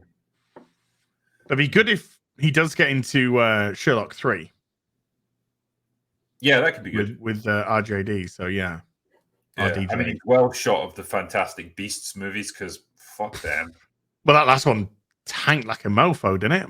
Yeah, as far as I know. But Mads Mikkelsen's so good at being a gay. J.K. Fozo said, easy. Whoa, you got to calm down there, Chuck. Say there's 3 kinds of people. YouTube won't let me finish the dialogue in a super chat. All right, we've done it for you. Yeah. But yeah, just like, I'm a dick. I know when I tried to re-upload this after everything that we've said in this stream, there's no way it's getting monetized on my second channel. It'd be amazing if it does. Yeah. Critical Drinker. What the fuck? No, sorry. Clitical Drinker. There we go. Ooh. Kapla! To me, this is a 100-minute puppet film with epic songs, quotable lines, and a funny movie no one else would or could have made. Why can't comedy come back to our screens? That is a really good question. True. It's a different culture now. You see, we've moved on. We've progressed. We've regressed. Yeah. We've regressed back to the Middle Ages. We've reached a better level of being. And we're all better people now because we have no joy or happiness anymore. Lovely. Yes, you were not smiling, you will be happy. Yeah. Jarameo says, Durka Durka, Muhammad Jihad. Durka Durka, Muhammad Jihad. Well said. Back at you. Slosher said, as someone who loves comedies, it's really sad that they don't make them like this anymore. For anyone who remembers the few years after 9/11, it took Matt and Trey a lot of balls to make this. I like balls. I like, yeah. Yeah, I mean, this was just after the invasion of Iraq. This was only 3 years after 9/11, so not long. And the fact that they were able to make jokes about it, fucking hell, that. Like they say, that was a bold move. That could have gone horribly wrong. So, credit to them. But again, the thing for me is they didn't try and... Well, they made sure that everyone was the butt of the joke. Everyone. And that's the way it should be. Because if you can see yourself in parts of yourself in a character, and then that character has the piss taken out of it, that's great. No, then, but you can't see yourself in a character unless they look, talk, act, and think exactly like you know this. Because that's the way brains work. Sorry, yeah, my bad. Yeah, we just say, oh, look, there's a whitey. I can relate now. Yeah. Truck Driving Gamer says, Hail Drinker and Az, this was such a corny movie. Sorry for taking suggestions, the 1990 movie Nuns on the Run with Eric Idle and Robbie Coltrane. If you haven't seen it, it's good for a laugh. Cheers. Yeah, I have seen Nuns on the Run, actually. It's got a fantastic bit of nudity in it as well, which is just great. So when they sat down and the women are going past them naked and they're just both like... Yeah, but they're still in their full like nun gear. Yeah. It's like a locker room or a changing room or something. Yes, yeah. Again, yeah, you wouldn't get that now. Again, yeah, you used to get the British bawdy comedy, you know? That was a thing. Yeah. Well, remember the Carry On movies, there was always just random nudity in them. Yeah, it's just the way it was done. Yes. Oh, yeah. Do you like to squeeze my pear? Oh, yeah. Not so about these, naughty. Yeah. Oh. That's Carry On in a nutshell. Milo says, movie I think the drinker would love. Kolya. It's a Czech movie, apparently. Yeah, I mean, I'm not familiar, man. I don't know much about it. So, yeah, tell me more. Did you Rob the Builder says, Matt Damon. Well said. Bob Dorsey says, do you guys worry in covering too many terrible TV and movies that you'll see it everywhere, excluding the awesome Team America? Yeah, this is a good question, actually. So I guess, having a bit too much negativity in what we consume, does it just like taint everything, really? Well, that's why I do try and take myself away from it, even though you see the videos and you'll see the streams, but outside of that, I put myself into my hobby, my Warhammer painting, Lego building, collecting, whatever it is. And I always try and balance it out. What I'm personally watching right now is Star Trek: The Next Generation. And I'm halfway through season 5 again. And it's something that I rewatch about every 3 years. I'll give it like a 3-year gap and then I'll rewatch it all. And when I start it, that's it. I can't stop because it's such good television. It really is such great television.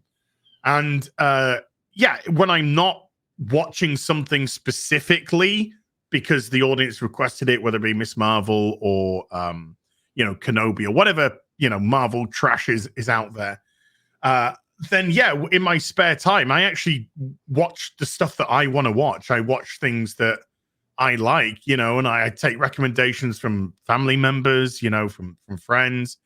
I don't watch shit in my spare time. It's kind of classed as work for me. So I always try and balance it in my personal life by doing other things, whether it be watching better TV, better programs, or funneling that energy into hobbies, which I love. And I think that balance keeps you sane.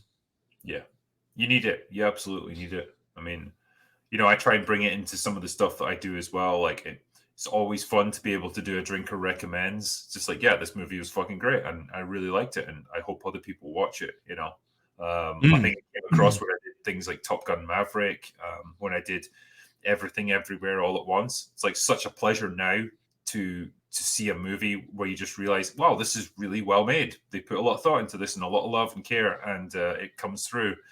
And yeah, to be able to share that is just a good feeling. So yeah, as much as I'm critical of things and I'll put out negative reviews of stuff that I think deserves it, I don't want to just be all negative in what I produce and what I talk about. And particularly, yeah, like you, what I just watch in my spare time and what I do there. Because if you don't have that balance, if you don't have a little bit of good stuff to enjoy, yeah, I can imagine you would get into just a really negative headspace where you're just pissed off with everything, like everything's shit. And yeah, you don't want to feel like that. You don't want to feel that way about entertainment and just get completely burned out with it. No, I mean, I legitimately wanted Kenobi to be good. Legitimately wanted to be good because I do like Ewan McGregor's Kenobi. I'm critical of the prequels because I think there were some good ideas that were poorly executed in the prequels. But I thought pretty much the cast was pretty decent for the most part. Ewan McGregor I thought was a perfect fit for Obi-Wan. And I genuinely wanted it to be this hopefully this wonderful character study between Obi-Wan and Anakin. And maybe we would have got, nice flashbacks as them together and seen more of their kind of relationship and maybe more of what drove a wedge between them as well. But, when I saw the first two episodes, when they put the first two episodes out, and it was just like, oh no, it's just going to be dog shit. I mean, it's going to be dog shit. What I don't understand is, like, if you've brought Hayden Christensen back, why haven't you used him? Like, he hasn't appeared in it so far, for all intents and purposes, and we've only got 2 episodes left. So unless there's a really flashback-heavy episode or something, he might as well not be in it, and that's really sad. It's kind of a waste. Like, I wanted to give him a chance to I don't know, redeem himself as an actor, I suppose, because I know he got a lot of shit for the prequels. He didn't have the best of scripts to work with. No.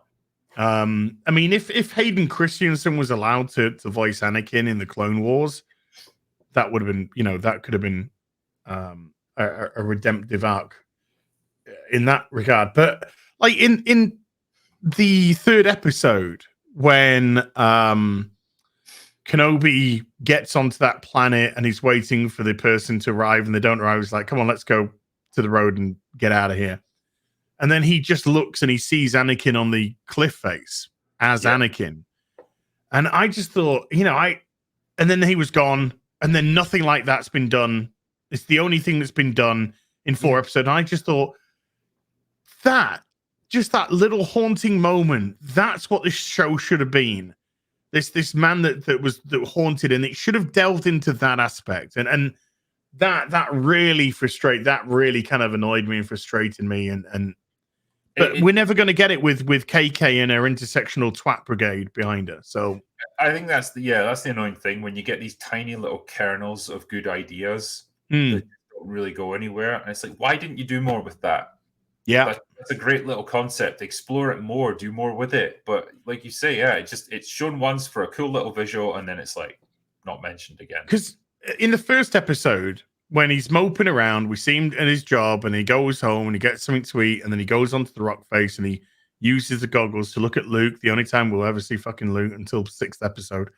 And I just thought to myself, after seeing the 3rd episode, would it have been cool if he was looking at Luke and then Anakin literally just came and like sat next to him, and they literally were having conversations with each other, and then of course he would turn and there wouldn't be Anakin there because he's talking to himself, he's exercising his own demons. Wouldn't have that been an interesting concept of how Obi-Wan was haunted by Anakin versus Vader, and then you could have juxtaposed Anakin Skywalker versus Darth Vader in that regard, and it just. oh, like I said, yeah, you got this little tiny, like you call it a kernel, little tiny kernel, and it could have just made a lovely bowl of popcorn, but no, you got this tiny idea, nowhere. That actually works. It follows straight into the next question for us, actually, from Austin Ewer, who says, "Hey, Drinker, would you be willing to discuss why the broken hero trope worked so well with Wolverine in Logan, but failed with the recent Star Wars content?" I think we could probably both answer that. Sorry, can you just? Sorry, I was actually reading in the chat. Can you just repeat that? I do beg your pardon. Yeah. Would you be willing to discuss why the broken hero trope worked so well with Wolverine in Logan, but failed with this recent Star Wars content? Okay. So, yeah, for me, it all comes down to how much respect is shown to the character. And with a movie like Logan, Logan is by this point clearly older. He's slowing down. He's suffering from like the physical degradation of his condition. But he's still the same person beneath it all. He's still that same character that we've recognized all throughout, his journey as a character. And so, one, he is still recognizably Logan, and two, he's never belittled, and he's never just put in there to try and sell a new character. You get X-23 who comes in, and she's, by the end of the movie, she's sort of there to carry on his legacy, but she never outshines him. She's never there to look awesome while he's just this sad old man, and he gets to go out in that blaze of glory as well. Like that moment when he overdoses on the serum stuff and just goes into full-on Wolverine berserker mode. It's like his last hurrah, but it's glorious to watch. So the movie is smart enough to give him good emotional depth, keep him as a recognizable character that we've seen before, treat him respectfully, and give him a fitting emotional payoff. That's why he worked. Luke Skywalker, that movie was just like Last Jedi. It was all about just breaking him down, deconstructing him, tarnishing his own legacy, and trying to rewrite history to imply that he was never really that important. He was never that successful. He was a failure, and he deserves everything he gets. That's the difference. Yeah, there's, what you would class as a broken hero trope. I would personally now class as pulling somebody down to elevate somebody else. But unfortunately, the writing today isn't smart enough to elevate the other person, and so what you do is drag the beloved character down to the level of the terrible character, and now you got two terrible characters. With Wolverine, with Logan, I should really say. The character, like Drink said, the character was consistent. You could recognize that as Wolverine from all the other films. He wasn't trying to portray him in a different manner. And the degradation of his powers, like his healing ability being slower, was understandable and comprehensible for you as an audience to appreciate. So it's an older Logan, and his healing ability is starting to slow down, which is having an effect on him, of course, because it's a big part of keeping him going. He's been through so much. So it never belittles the character. It shows that he has a struggle that he has to get through. And he never gives up in the film. He always tries to help with Professor X, with X-23. He always tries to be the person that can still be that hero. And then he understands his limitations. And when he does do that overdose at the end, we get a proper heroic moment again. So he's never in any capacity in that film made to look like a fool, have other people walk all over him to elevate them. And so it works perfectly. With Jake Skywalker and Jake Kenobi, I want to use Kenobi as an example if I could. With Jake Kenobi, Jake's Jedi powers are all over the place.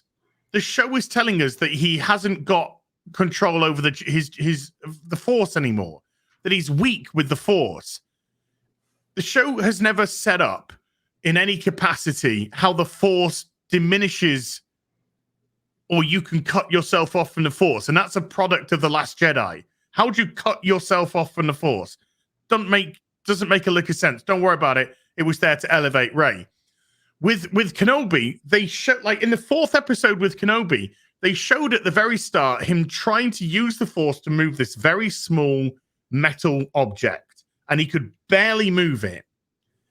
And then just an hour or so later, he's holding back metric tons of water pressure from bursting through a window.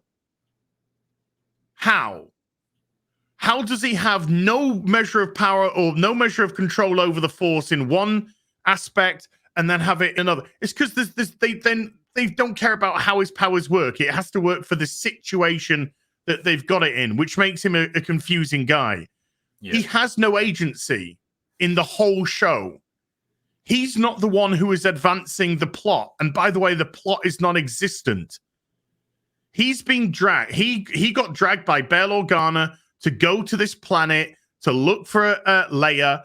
And then when he was on the planet and got Leia, then it was this other fake Jedi guy that gave him the key to the ship to take him to another planet. And so he gets on that ship. When he gets to the other planet, we then have a Wamman stormtrooper, a Wamman's Imperial officer who's actually a spy, then help him get out of the stormtrooper ambush, which wasn't an ambush, even though he just killed 5 stormtroopers, but then gave up to 3. Never mind. And then she took him to the Jedi tunnels where they smuggled the Jedi out. But then he said, no, you go on ahead and I'm going to delay Vader so you can escape. And then he just runs away from Vader and lets them all down. Vader kicks the shit out of him. Wamman and a droid have to come back to get Kenobi to drag him to the Bacta tank and the other rebel base that they're in. Then he has to rely on a guy and two speeder pilots to take him to the base, the Imperial base, to then rescue Leia again, while again the Imperial Wamman sets up all his escape and everything to get off. And the 2 speeder, he hasn't done a thing in his show. Nothing. No. Nothing is a direct action of Kenobi. He's been made to look weak, pathetic, ineffectual. This is General Obi-Wan Kenobi, Jedi Master. Allegedly, but it's not. It's Jake Kenobi. It's a belittled person who doesn't have any agency in his own show. Yeah. Damn, man, you really got your money out of that super chat. Yeah. If that was a £2 super chat, well done. Yeah, wisely, sir. Ryan McLeish said, "As and drinker, shut up and take my money."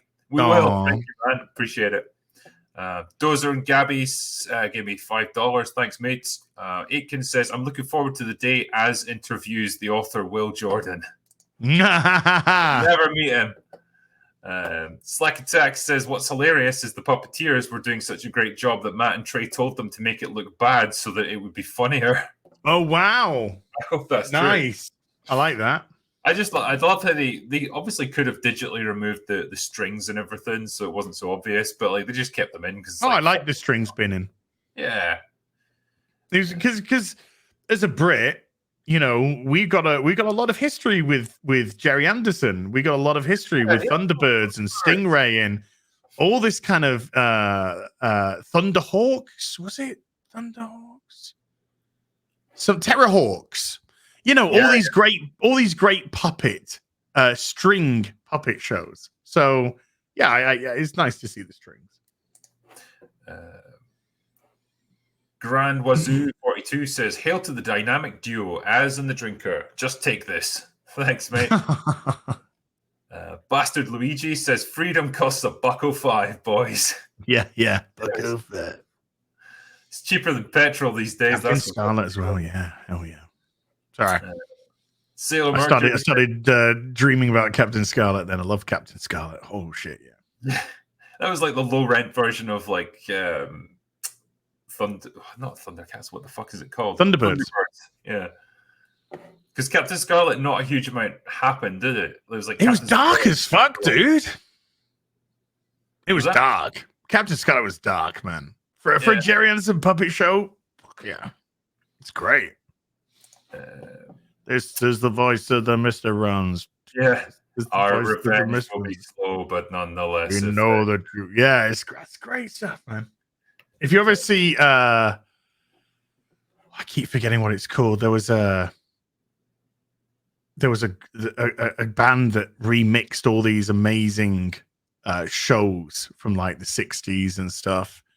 Power Themes. I think it's Power Themes 90, something like that.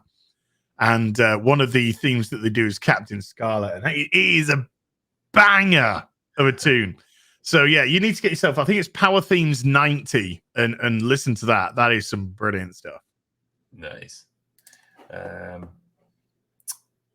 Sailor Mercury says freedom costs about $3.50 now with inflation. Yeah. They're gonna be $3.50. God damn it, monster! You leave my family alone.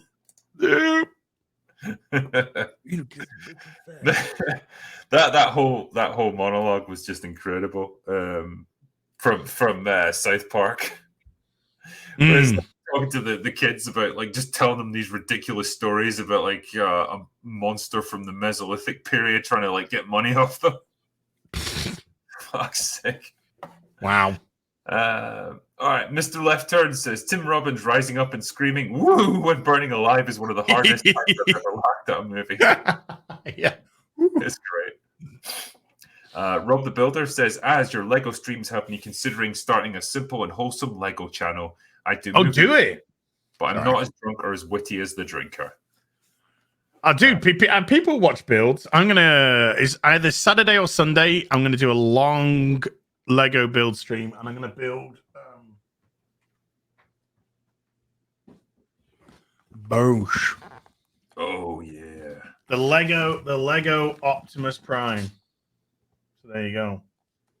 Donkey do. Awesome. So I want to do the whole thing.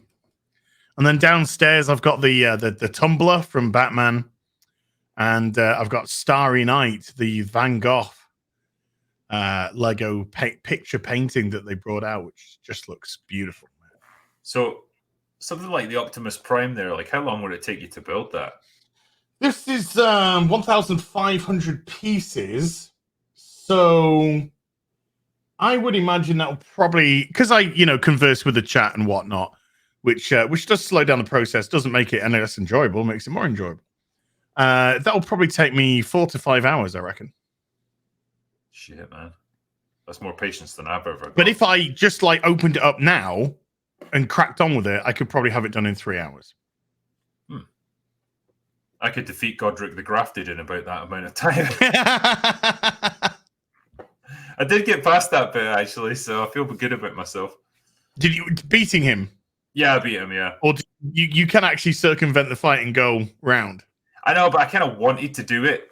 Sure. Because I figured, if I can't beat him, then I'm not going to get any further in the game anyway, so I need to do it. And yeah, eventually I cracked it. It was just a case of getting the right loadout to do the job. Mm-hmm. But yeah, I told Muller about it, and he's like, "Great, you're about 10% of the way through the game now." Oh fuck! I want 10%. I don't even know 10% of the way through. Maybe 5. Shut up! Shut up! It'll never end. Well, it depends how much you want to do. It depends on how much you want to do. Yeah, that's the beauty of this game being open world and just allowing you to go to many different places. I mean, honestly, man, I'm just taking it in little chunks, sure, because I know if I get to that point where I've been playing it for 4 hours straight or whatever, I'll just get pissed off with it. So yeah. In little pieces, this is a better way. Well, there was a casualty. I did have a pad casualty. Really? Yeah, I was playing. I was just hooked on it and playing it and streaming it, and I was doing these 9-10 hour streams, sometimes longer. And there was at one point, and I just drove that pad into the desk and went to heaven. Oh, it's yeah, we've all been there. It's when you got to take a rest. I think so. Yeah, I've watched some amazing rage quit compilations where people properly screaming and just fucking leave the room while live on stream. Just getting up and smashing something, getting up and going, just swearing the head off, getting up and going. I saw the one of the guy who was just like, God damn it, I fucking shit myself. And then he paused. He was like, no, I actually have shit myself. And then he. I think my favorite was just one guy. He didn't lose his shit or anything. He just got his controller and just went like, snapped it in half, and then just fucking left. Like, one of the best ones that I've seen is just this Korean guy playing The Last of Us Part 2, and Joel gets killed, and he just stops the game, and he ejects the disc out of the machine. He puts it down, and he just gets a pair of scissors, just picks up the disc, and just cuts the disc in half. Just calm as a cucumber, just cool as a cucumber, does it? Yeah, great. That's calculated rage. Yes. Keith Drake said, "Intelligence is down. I repeat, we have no intelligence." We have no intelligence. Bastard Luigi says, "Michael Moore's puppet was full of ham. Glorious. It wasn't." Yes.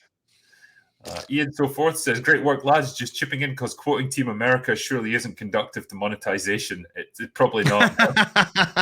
Yeah, you gave me £50 though. Thanks, man. I really Ian's an absolute sweetheart. He really is.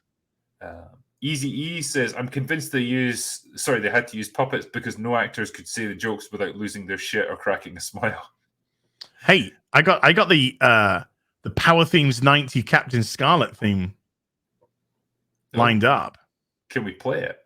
Yeah, well, I have played Power Themes on my streams and not been tagged. Worst case scenario, you can cut it out because it's stream's less than 6 hours. But okay, let's. This is I love this. This is like doozy, man.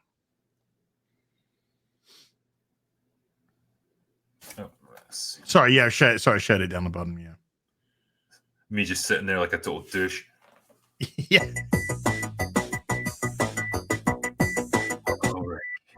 It is awesome. Signal to noise ratio 0.12. Captain Scarlet was, dude. That show is awesome. If you it's dark. It's a great show. Video check. Positive. There was all about Mysterons trying to like infiltrate Earth, wasn't it? Yeah, Captain Black he's controlled by the Mysterons. Yeah. Why do the Mysterons attack? Steady, Lieutenant. Steady, man. Steady.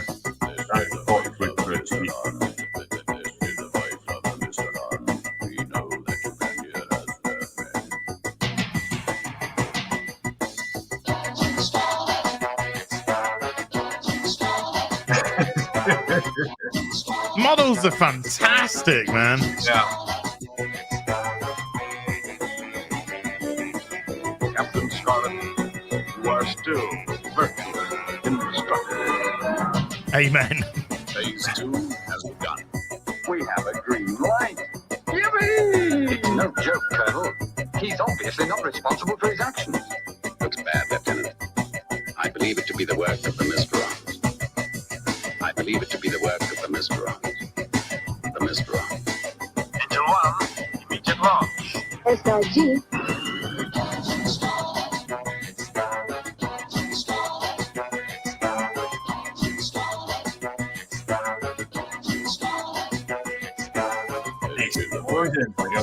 They like to blow shit up, don't they? It was like that in Thunderbirds, like everything exploded. Yeah.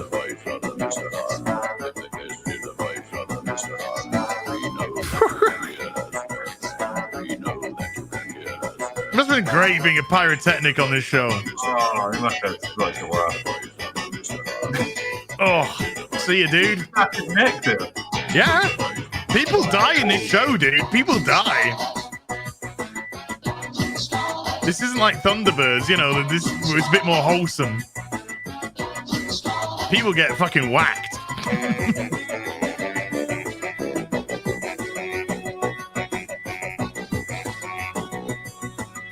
Like the tunnels and everything are just so well made. A brave and so So much energy. So much energy. Like, I love the random So much energy in one tiny pulsator. What's the matter with you now? Are you in love with the girl? I suppose I am. Yes, I am. Direct hit. Size you. Direct hit. Captain Blue. Damn. He was the blonde. This is a red alert. Sounds pissed. Size you. This is a red alert. This is that. I'm sorry. Size you.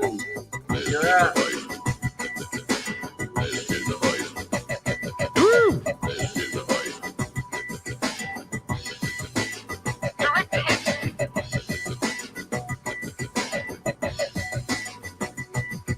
Oh man, I just want to watch Captain Scarlet again now. Size you. Zaji. Right, we better stop it.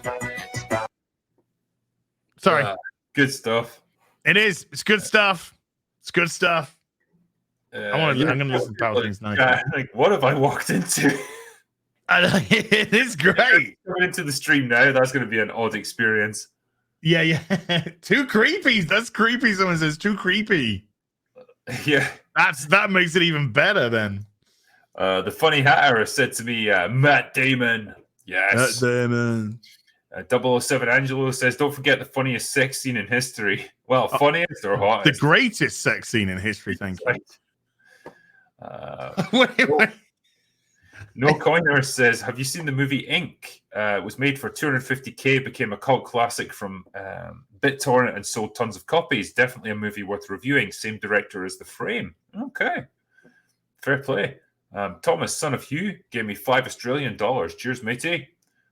Tim R says, it's the Star Wars cantina music when they go into the terrorist hideout. Yeah. It basically is, yeah. Paolo74 says, Hail Drinker and Az, what film would you like to see remade Team America style with puppets? I want to see The Last Jedi. I was going to say. With Team America sensibilities and puppets. Do it. Do it. I think the only film is has to. Do you know? Oh, Ghostbusters. The original or the 2016 one? There would be no joy with the 2016 one. That is wow. Well, if you do something like Ghostbusters 2 or something, and then do that with puppets, that could be funny. Yeah. Just have just the correct. Who knows? But I think Ghostbusters sets itself up to be used for quite a funny scenario like that. Yeah. Yeah, I have seen Full Metal Jacket many times, and it's a really good Vietnam movie. What the fuck is that? It's a jelly donut, sir. What is it doing in your food locker? It's a meme that we often use in our own videos. It's great, yeah. I mean, that drill sergeant, fantastic. Oh, yeah, I think he passed away only a few years ago. Our Lee Army, isn't it? He was actually a drill sergeant. Yeah. I mean, he definitely he was in the Marines for many years before he moved into movies. I think he was like a military advisor at first. Yes. To do like combat scenes and stuff, and then they were just like, "Yeah, this guy's cool as fuck. Let's actually start using him." Yeah. Mr. Left Turn says, I also love how Sarah calmly calls out Gary's name, blows away nearly the entire cantina with a minigun, and then still calmly calls out his name. Yeah. Gary! Gary! They just don't give no fucks. Yeah, it's just, she's like kind of detached from reality. They know that as they all are. Yeah. 5 picoseconds says this movie is far more relevant today than when it came out. I mean, yeah, especially with the Hollywood stuff. Yeah. Johnny Z said, Drunkler, I miss when you'd pile through the movie from start to finish and chop it up as you go. Please bring back that happy hour format. Thank you, good sir. Did you know that Ellie is gay? God damn it. I wouldn't have known that. Thank you. I think with this, and I think I'm probably guilty of this, is just like certain scenes jump out at you, and you just end up going on a bit of a tangent, and the nature of when we're talking about stuff like this, I can go like literally scene by scene if it's like a complex storyline that kind of demands it, especially if it's a more serious movie. But when we're just dicking around with a film like Team America, it's kind of easier just to have a laugh with it, because otherwise the stream would be about 5 hours long, trying to do every scene, every bit of dialogue and stuff. I'm more inclined to do that with more serious films, I guess. Sure. This was a bit of a joke parade. Fucker Wolf says, hello from Romania, guys. Did you have the occasion to see the Foundation TV show? The books are legendary, the show not so much, except maybe for the genetic dynasty storyline. I haven't seen the Foundation. I don't think you have either, have you? No, I do have access to 3 free months of Apple TV, which I haven't yet activated. So I could, but what the super chat said is the problem that I've heard about Foundation. I kind of like the Wheel of Time, that the people who've read the books, love the books and they love the source material of that. But when it's been put into the TV show, no. So, I got enough stage 3 fucking cancer from shows. Yeah. The Doom Knight says, Drinker, you charismatic avatar of drunken wordplay. Have you seen the Korean film can't even say this. Taegukgi.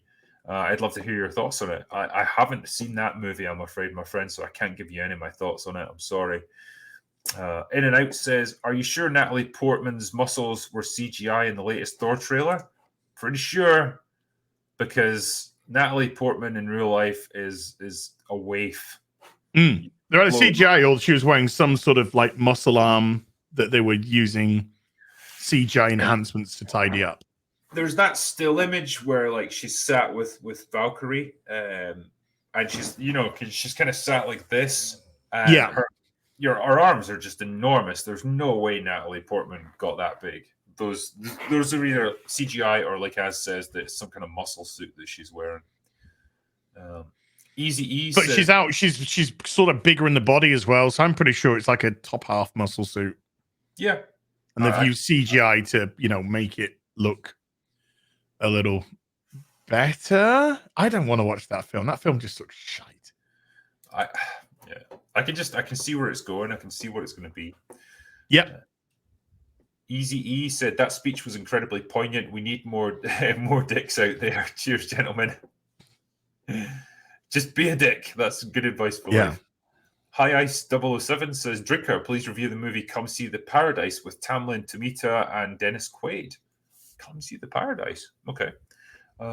Gator 159 says, here's £5 as do your best impression of Gary vomiting.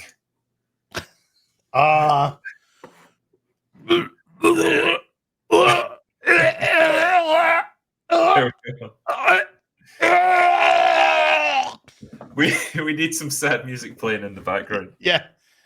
I tell you, man, I remember being in the cinema watching that, and I had tears in my eyes. Laughing that much. Like, honestly. There's a lot of stuff which we hadn't seen before in Team America. It's when he collapses at the end, and the pool of vomit is like 3 times the size of him.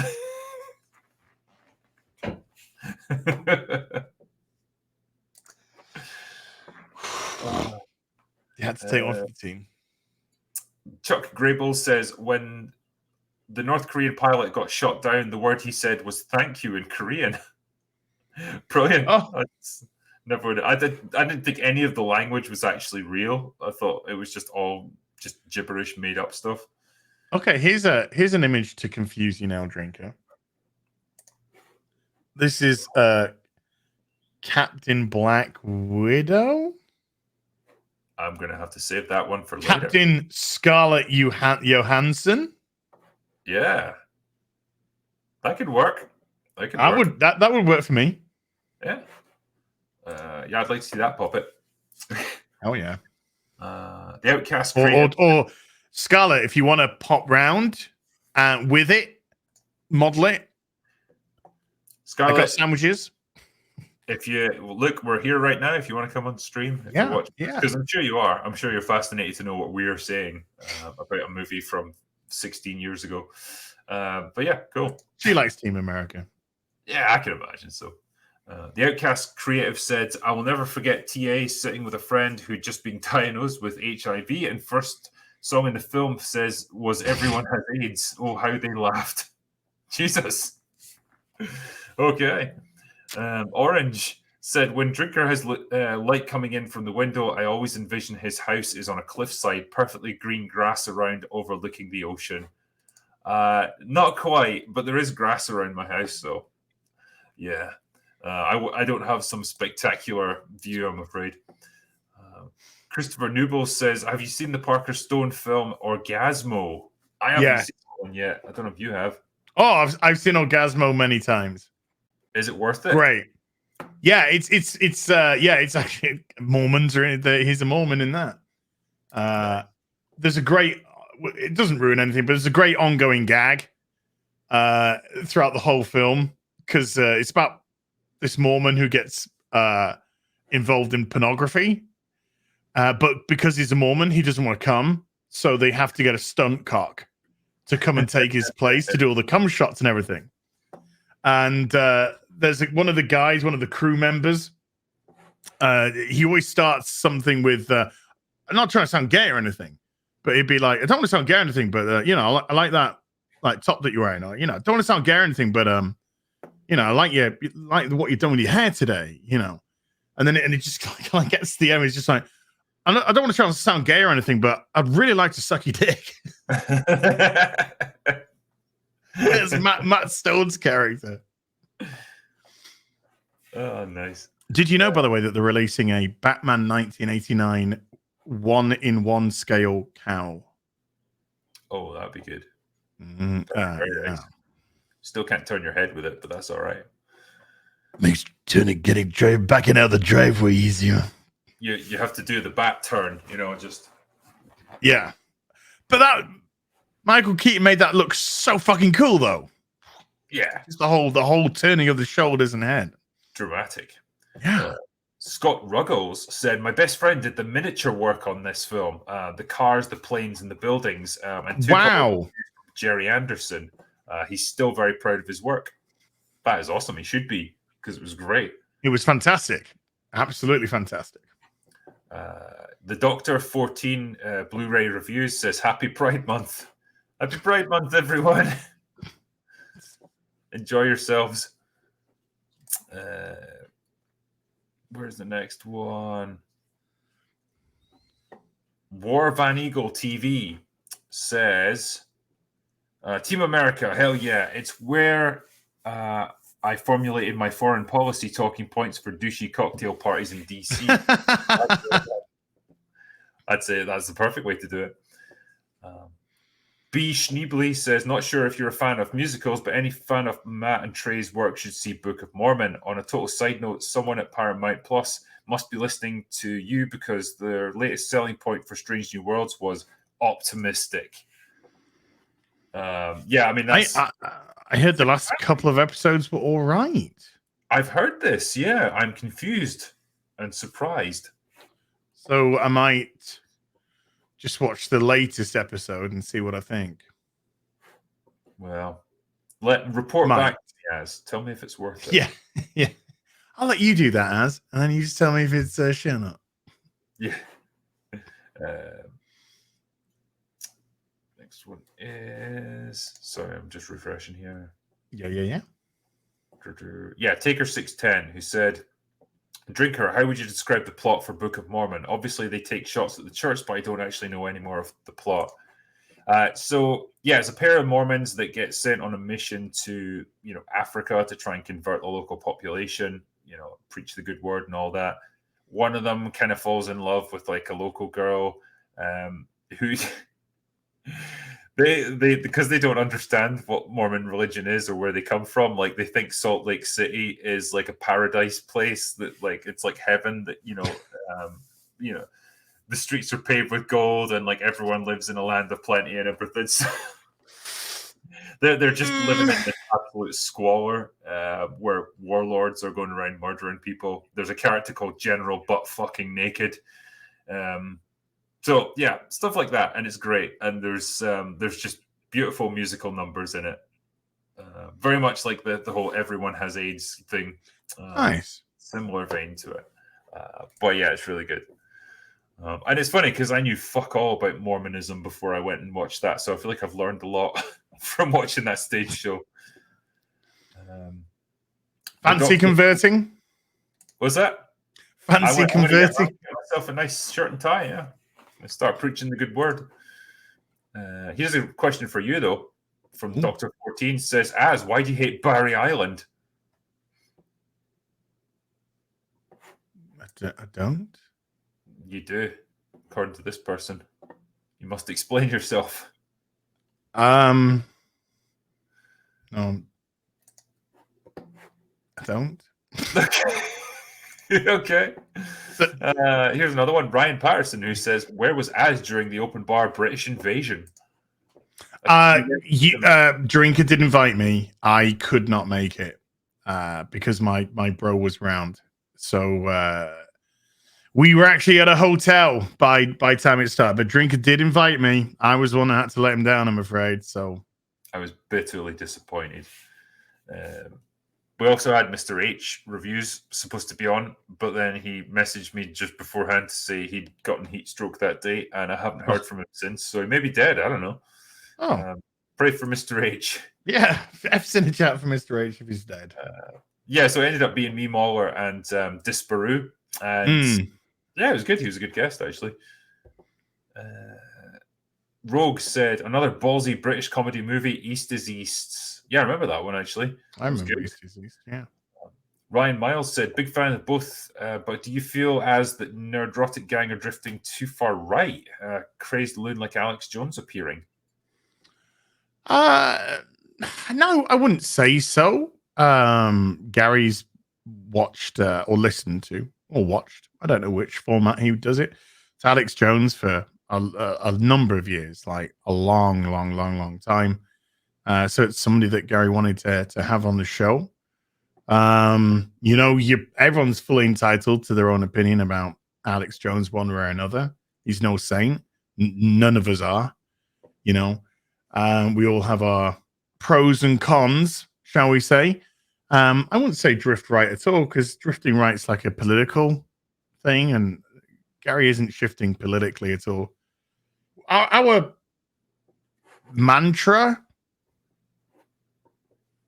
is speaking truth to power. That's that's what we want to do. It's about talking to corporations and hopefully redeeming some of our franchises. There's nothing political about it. But the problem is that current day, people conflate, oh, you don't like this, you must be this, because they're retarded. Because they don't understand that criticism can come from any aspect and any angle. So people try and deflect criticism by calling you an ist and islamophobe, as you'll probably know. And so they try and turn it into a political thing. It's not. Yeah. We just want our fandoms to be entertaining again. We just want it to be fun for everybody, and we want the politics, the ideology out, so it can get back to that. Yeah, no, I agree. There's not much to be, to say against that. Yeah, press F for the Ackman. Yeah. What the fuck? Like, I know he got into a beef with another YouTuber, but I don't really know the details of it. Yeah, I didn't know who the guy was. That's no shade. I just didn't know who he was, and then I started hearing all this business. So I decided to watch like some videos about it, and then I remembered. I actually remembered that this starting a few weeks ago or a couple of months ago or something, where some guy had said something about some show or some game, and people were criticizing him for it, and he was copy striking anyone who was being critical of him. And I thought all that sort of business had blown over, and now look where it is. It's you know, the Ant-Man has got his channel demonetized, but I really hope that this gets resolved with YouTube, because this seems pretty pathetic. Yeah, he was a big channel From as well. YouTube's side. Yeah, about 1.5 mil subscribers. Yeah, it's pretty hefty, and that's a lot of Ah. income. Yes. But yeah, hopefully he gets it back, because that really fucking sucks. SMHF said, Rakakuni is love, Rakakuni is lift. Thanks for the fantastic recommendation, Drinker. Thanks for you both for all the great videos and entertainment. Also, Gundam can be pretty good for an anime. Indeed it is. And yeah, that's Everything Everywhere All at Once. That movie really took me by surprise. I was really pleased with it. I thought it was great fun, really inventive, really creative, and yeah, great. I'm glad that it's done well. Matt Lines says, talking of Trey and Matt, ever seen Orgasmo? Yeah, we were just mentioning that there. So Az is a big fan. I haven't seen it yet, but sounds epic from the sounds of things. Yeah, it's just live action Matt and Trey doing Matt and Trey shit. Yeah. But more Trey. Trey's the main character in it. Right. Casey McGregor says, Team America rules. Not enough movies like this. Last risque comedy that I liked was This Is the End. Can't stand most of the actors, but at least they took the piss out of themselves pretty ruthlessly. Yeah, that's fair dues. Is that when the world was coming to an end and all the actors were... And then, everyone was kind of a useless douchebag in it. Yeah. And then is that the one where, what's she called from Harry Potter? Something Watson? Emma Watson. And she comes in and she thinks that they're gonna rape her or something. Yeah, that's pretty dark shit. But they're not. But you know, she kind of mishears something or something, so it kind of sounds like they are. Yeah. And so she gets out. It's got Danny McBride, isn't it? And all that kind of crew. Yeah. Simon Mills says, please do a happy hour on With No and I. It's a classic, full of one-liners, and it's the ultimate drinking movie with Richard E. Grant and Paul McCann. Yeah, lots of drinking gets done in that. I remember that one. Wesley Keeley says, old Facebook page got zucked. We invited you to the new one, still full of toxic masculinity. Join us. Big topic is The Boys and Kenobi. Banshee soon. Go away now. Yeah, so that's the Critical Drinker Facebook shit posting page. I'm not really on Facebook, so I don't really keep up with it, but yeah, they've got a Facebook page for it. And yeah, I haven't started Boys season 4 yet. So I don't know if it's any good. I mean, I've heard that it's better. Well, you're gonna have to wait for it, because I think it's on season 3 right now. Oh, is it season 3 we're on right now? Have we only had 2 seasons so far? Yeah. Fuck. Yeah, I'm not watching. I mean, I don't want to watch season 3. I know that Eric Kripke's gonna go full on TDS in this, and I like Jensen Ackles. So I was not a fan of season 2. I really liked season 1 as well, but season 2 I was not a fan of, and I'm just like, no, I'm good.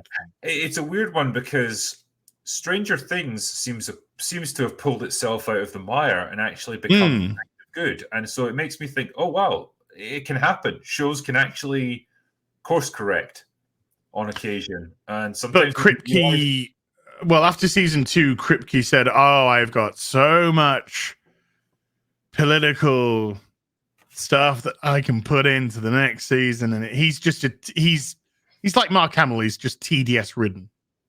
Yeah. So you're going to get very partisan stuff, and partisan stuff, whichever way it swings, is boring. It's just entertain me. I don't give a fuck. How narcissistical do you have to be that you think people are interested in what your fucking politics are? When you're producing content for the masses, you know, for the millions, unless you're a political commentator, no, just entertain people and shut the fuck up. Yeah. Sorry. Super Flea said, evening guys, with how blatant the disrespect is for original content and the creators, do you think it's intentional, or are they just that oblivious? I think it's intentional a lot of the time. Particularly when you're talking about characters like Star Wars legacy characters, that sort of thing. It's a deliberate attempt, I think, to supplant them with someone new, and rather than just martyr them, they have to like break them down. And it's not great. We've talked about it at great length, so I won't bore you with it here. But yeah, we've both made videos about that sort of thing. Zain Ahmed says Reva spin-off show rumor today. Yay! That's the franchise ecosystem that Chapek talked about. Just everything leads into about 5 new shows. Like it just keeps branching and branching and branching. Infinite Disney Plus possibilities. But Reva's stupid. Yeah, but it doesn't matter. Like Vader comes back Disney from making another TV Vader's show. They're all stupid in Kenobi because Vader comes in and force chokes her and he's gonna kill her. Then she's like, I put a tracking beacon on them. Yeah. Everyone's so stupid what? in these shows, yeah. Leia needs to get back home to Alderaan. So where the fuck do you think they're gonna eventually have to go? So why isn't Alderaan completely taken over by the Empire, or at least the Empire have like set a bunch of spies and whatnot awaiting the return? Because that's where he needs to fucking take her. Yeah. So what if they do a couple of detours en route? He knows the ultimate place that they're gonna go to. Everyone's dumb in these shows, though. They're really so stupid. I will love dumb. it. I will love it if they make this true that Reva is Mace Windu's daughter. Do it, you cowards. No. Mace Windu ain't got time for that shit. War Van Eagle TV says Freedom now costs $175 index for 2022 inflation. Yeah, we're going to get worse. Matt Marks says, please let's have a minute's silence for Wade. Big feels will never look upon his life again. Yeah, I would love to know how you can deflect blaster fire from a fucking spaceship with a lightsaber and not get like knocked across the room and obliterated. But yeah, that was the direction in this show. Like, writing aside, even the direction of the action scenes is absolute fucking garbage. It just looks flat. It's so clunky. It's so like ham-fisted. It made me laugh when Reva was trying to run. Like, the poor actress obviously has all this shitty armor on that she's trying to run in, and you can tell she's really laboring to try and like keep the pace up. It's just so shit looking. Hey, yeah, what happened to the ships that run the docking bay? By the way, yeah, that's what I mean. Yeah, that long shot of her running, like she just looks so heavy-footed. And I can only assume it's because the armor's just really like awkward to try and run in. It's a stupid show. Yeah. Ryan McLeish says, do a Lego Millennium Falcon and then I'll be impressed. Stop with this baby league stuff. Hey, sad story. I used to have one. When I first started YouTube back in 2012, one of I bought a Lego Millennium Falcon, built it up, looked beautiful. And then when I ran out of my savings, because I'd started at YouTube and it turned out to be a little bit more difficult than I thought it was going to be, I ended up having to sell like my trinkets. So I had, and like not the major, but some of the nicer trinkets I had was this Star Wars AT-AT, the Millennium Falcon, the Snowspeeder. So I ended up having to flog them for some shekels. So sad story. F's in the chat. Boo-hoo. Shed a tear for me and all that shit. For Matt, for Azzy's passion for Lego. Gone.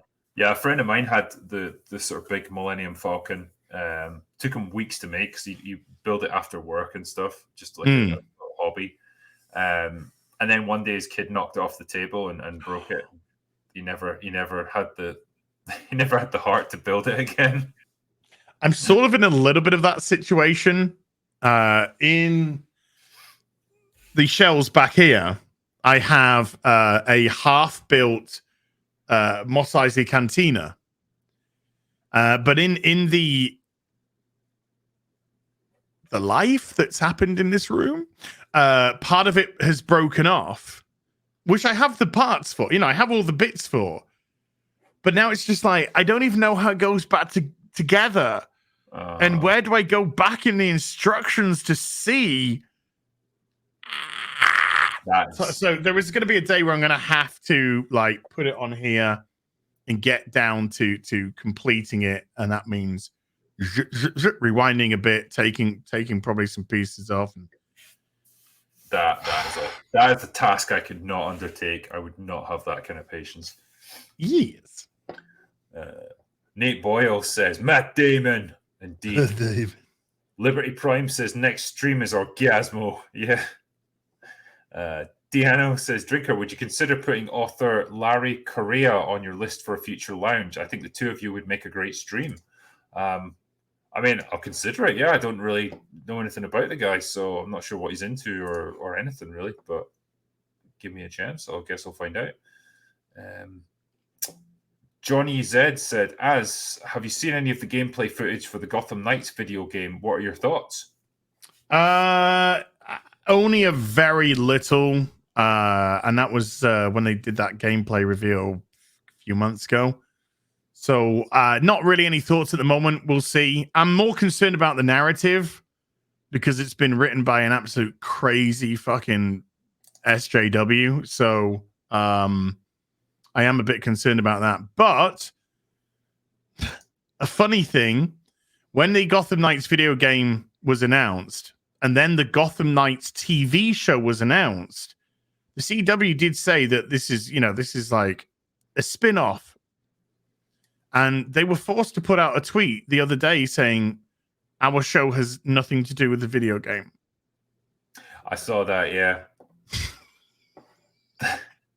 And try and dress it up in the nicest language that they possibly could. But after that trailer came out, and then a week or so later after the first trailer comes out, and they're forced to say, our TV show Gotham Knights has nothing to do with the video game Gotham Knights. You could tell that came from the game developers. Yeah. We need to disassociate, because if people think this is what they're going to get on fucking video game, it ain't going to sell shit. Yeah. So I did find that quite funny. Abby Normie says, for phenomenal puppetry, you've got to check out Thunderbolt Fantasy. It's anime meets puppet show with practical effects. There we go. The Ferocious Otter says, great stream, guys. Much needed tonight. Also, any thoughts on the Black Adam trailer? I haven't even brought myself to watch it because I've got so little interest in that movie. There's a Black Adam movie coming out. Yeah, with The Rock as Adam. Sorry, I thought you said Black Adder. I was sort of like, Rowan Atkinson's being Black Adder again.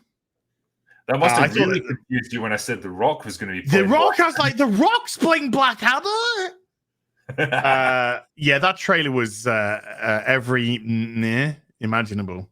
Yeah, it seems like. Although I did like the look of Pierce Brosnan. Pierce Brosnan as well, I kind of liked a bit of Pierce Brosnan, He's good guy. It's a good guy. Cool guy. Spider Eternal says, thoughts on The Weatherman with Nick Cage. I haven't seen The Weatherman, so I don't know. Neither have I. David Rose says, Hail Drunkler and after Dog Soldiers, this is the movie I have been waiting the most for you to discuss. Too bad I missed the first 2 hours. Look forward to catching up. P.S. Justified is great. Yeah, well, you'll catch all of it. We had a good old laugh talking about this movie. Yeah. It was awesome. A lot of laughing. John Whitfield says, you really need to check out Midnight Run. It's made by the director of Beverly Hills Cop. Definitely in your wheelhouse. Yeah, I've heard about this one.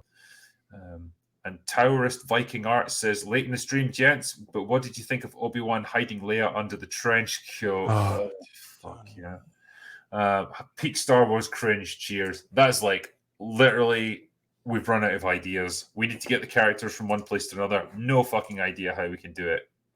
Just hide them under the coat. Just like, how can we infiltrate the base when it's got shields around it? Well, let's just get rid of the shields. Say it's got no shields. Yeah, it's dumb. And he's like the least. Obi-Wan doesn't even like, he doesn't shave his beard or anything to try and disguise himself. He's just like, yeah, just carry on looking exactly the same, trying to pass himself off as an Imperial officer. Jane was just like, when he knocked out the stormtrooper when he arrived in, why didn't he just dress as the stormtrooper? That would have been easier. That would take some brains, though, and thinking. We're not about that in this show. No. There's 2 more episodes we have to get through, I think. So that's Yes. all over. So, it's a prison sentence, but it's a short one. And it's just a question of how much we're going to get fucked in between. Oh, we're gonna get royally fucked in the last episode, big time. From it, because so far the rumors are true. So if the rumors are true for the ending, Yeah. Here's another one as well from Night King. Says when she slaps the stormtrooper like the Three Stooges. Lol. Yeah. Apparently you can just grab a stormtrooper by the helmet and just shake them a little bit, and they just kind of fall to the floor. That's out. Yeah. But it's the lamest fight choreography I've seen in since Boba Fett, I suppose. When you have a 60-year-old Tamara Morrison getting thrown around.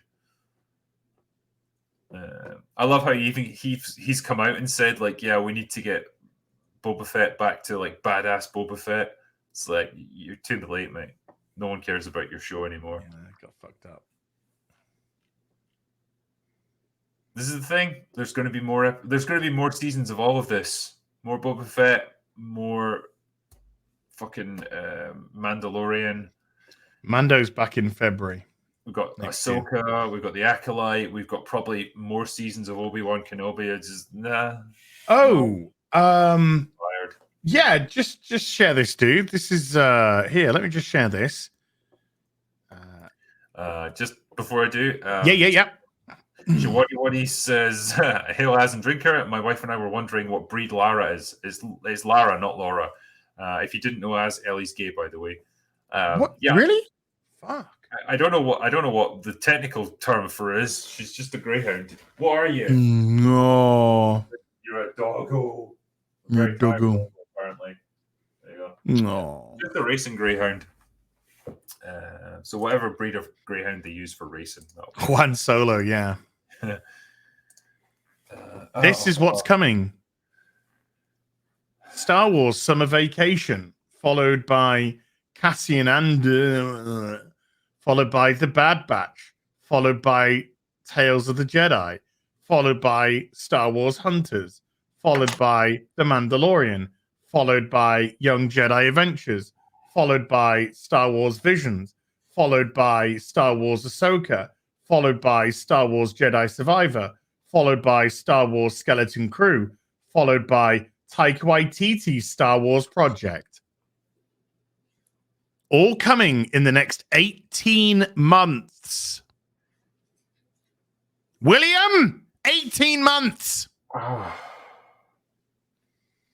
Fucking hell. Oh, but it's okay, dude, because if that's not your thing, we could watch Ms. Marvel, Thor, Love and Thunder, She-Hulk, Marvel Untitled Halloween Special, What If Season 2, The Guardians of the Galaxy Holiday Special, Secret Invasion, Black Panther Wakanda Forever, Ant-Man Wasp Quantumania, Guardians of the Galaxy Volume 3, The Marvels, X-Men 97, Spider-Man 4, Blade, Loki Season 2, Captain America 4, Deadpool 3, I Am Groot, Marvel Zombies, Spider-Man, The Freshman Years, The Fantastic Four, Agatha, House of Harkness, Armor Wars, Echo, Ironheart, Untitled Wakanda Series, Okoye, fucking why, Daredevil, Shang-Chi Untitled Series,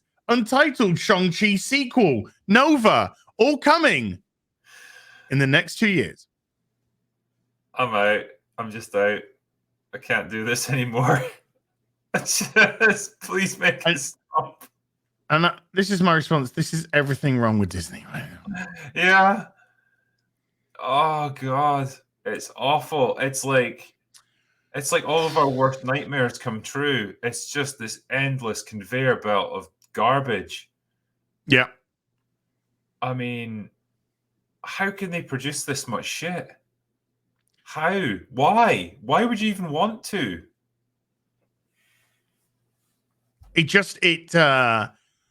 I see that, like what you were doing. I see that. That's how I feel. My shoulders just sink. My heart sinks. My stomach sinks. It's not even like at this point. It's not even like anger or dismay or anything. It's just resignation for me. It's like, yeah, I'm not going to watch about 90% of this stuff. It's not even worth looking at. It's not worth my time. Somebody said it's just consume and then wait for next product. They must just have a fucking warehouse full of writers just working 24/7 to churn out more scripts for all of this stuff. And we've seen what they're like. We've seen what they're like with Kenobi, and we've seen what they're like with Book of Boba Fett. It's going to be shit. It's going to be just shit. Yeah. It's not even funny. It's not even fucking funny. Even people who've been fans of Marvel throughout the years and loved the movies and stuff, like they're going to get turned off by this because it's just overwhelming, and the kind of care and thought that used to go into the movies, like none of that's going to exist here. It's just content for content's sake. It's content for a streaming platform, and that's all it is. Yeah. It's fast food. It's the fast food of entertainment. You know, just churn it out as quickly and efficiently as possible, mass quantities, and just oversaturate the market, I suppose. So like you can't even escape it. Like it's everywhere. It's gonna end up taking up like 70% of everything that's available to watch on screen. You know, it's just gonna be everywhere. That's their strategy. I think just overwhelm you with sheer weight of numbers. Yeah, awful. I thought that was a piss take. Then I realized no, it's true. That's the horrifying reality there. Wow. And there's no thread which is binding any of them together either. Yeah. You know how the phase 1, 2, and 3 led up to the Infinity War. This is leading up to nothing. None of the shows are leading. It's just show leads into next show. Yeah. Well, it's because Kang wants it to be this way. As you know that all of it is happening because of Kang. He wrote it. No free will. He wrote it all. There's got to come a point where this bubble's going to burst. And it feels like it's almost like they're daring you to do it. You know what I mean? Like it's like a serial killer who wants to get caught or something. It's like we're gonna make this so monumentally shit and so like oversaturated that you're gonna be done with it. I think the reaction from the mainstream media in complete and utterly overpraising Ms. Marvel is a show of how weak Marvel's position actually is. This show could not stand on its own. And so it was very clear indeed, because Marvel released a tweet saying Ms. Marvel is the highest rated Marvel TV series. Halfway through the first day of its release, because Rotten Tomato critics just flooded it with 100%. 100%. If you haven't seen, after this stream, folks, Drinker and I did a video yesterday where we went through the first episode of Ms. Marvel. And as soon as this is done, go to Azzy's channel and give it a watch, because it's us just basically scratching our heads like, what are we even supposed to be reviewing here? It was a bizarre experience where nothing was happening, nothing bad was happening, nothing good was happening, nothing was happening. We couldn't do anything. We were literally just watching, walking and talking. Yeah. I've never felt so lost trying to do a review on the fly, where I was like, I can't even think of anything interesting to say about it. It's like Yeah, there's nothing to praise or condemn. It was just nothing. Just vapor. It was weird. Yeah. So to have it hit with like all these critics giving it 100%, it's just like, well, this is overcompensation, and it's overcompensation because you know the show is weak, and therefore you have to do what critics do, which is shill. Access media, shill. We'll come to your defense, Daddy Disney. Yeah. It's sad, but that's where they're at now. And if you're working for some garbage website where you get paid like $50 an article and you got to turn out like 5 of them a day, that's what you're gonna do. You got to go where the money is, I suppose. But they're welcome to it. Everyone sees how shit it is. Anyway, on that bombshell note, that real upbeat ending, man, it was a nice pleasure to cover a movie that we really enjoyed and have a bit of a laugh at the same time, because I think we all need it, particularly these days. So, yeah, I'm glad we've done some good ones so far, haven't we? Yeah, man, we've done Tropic Thunder, we've done Team America. Like, man, we've Commando, Beverly Hills Cop.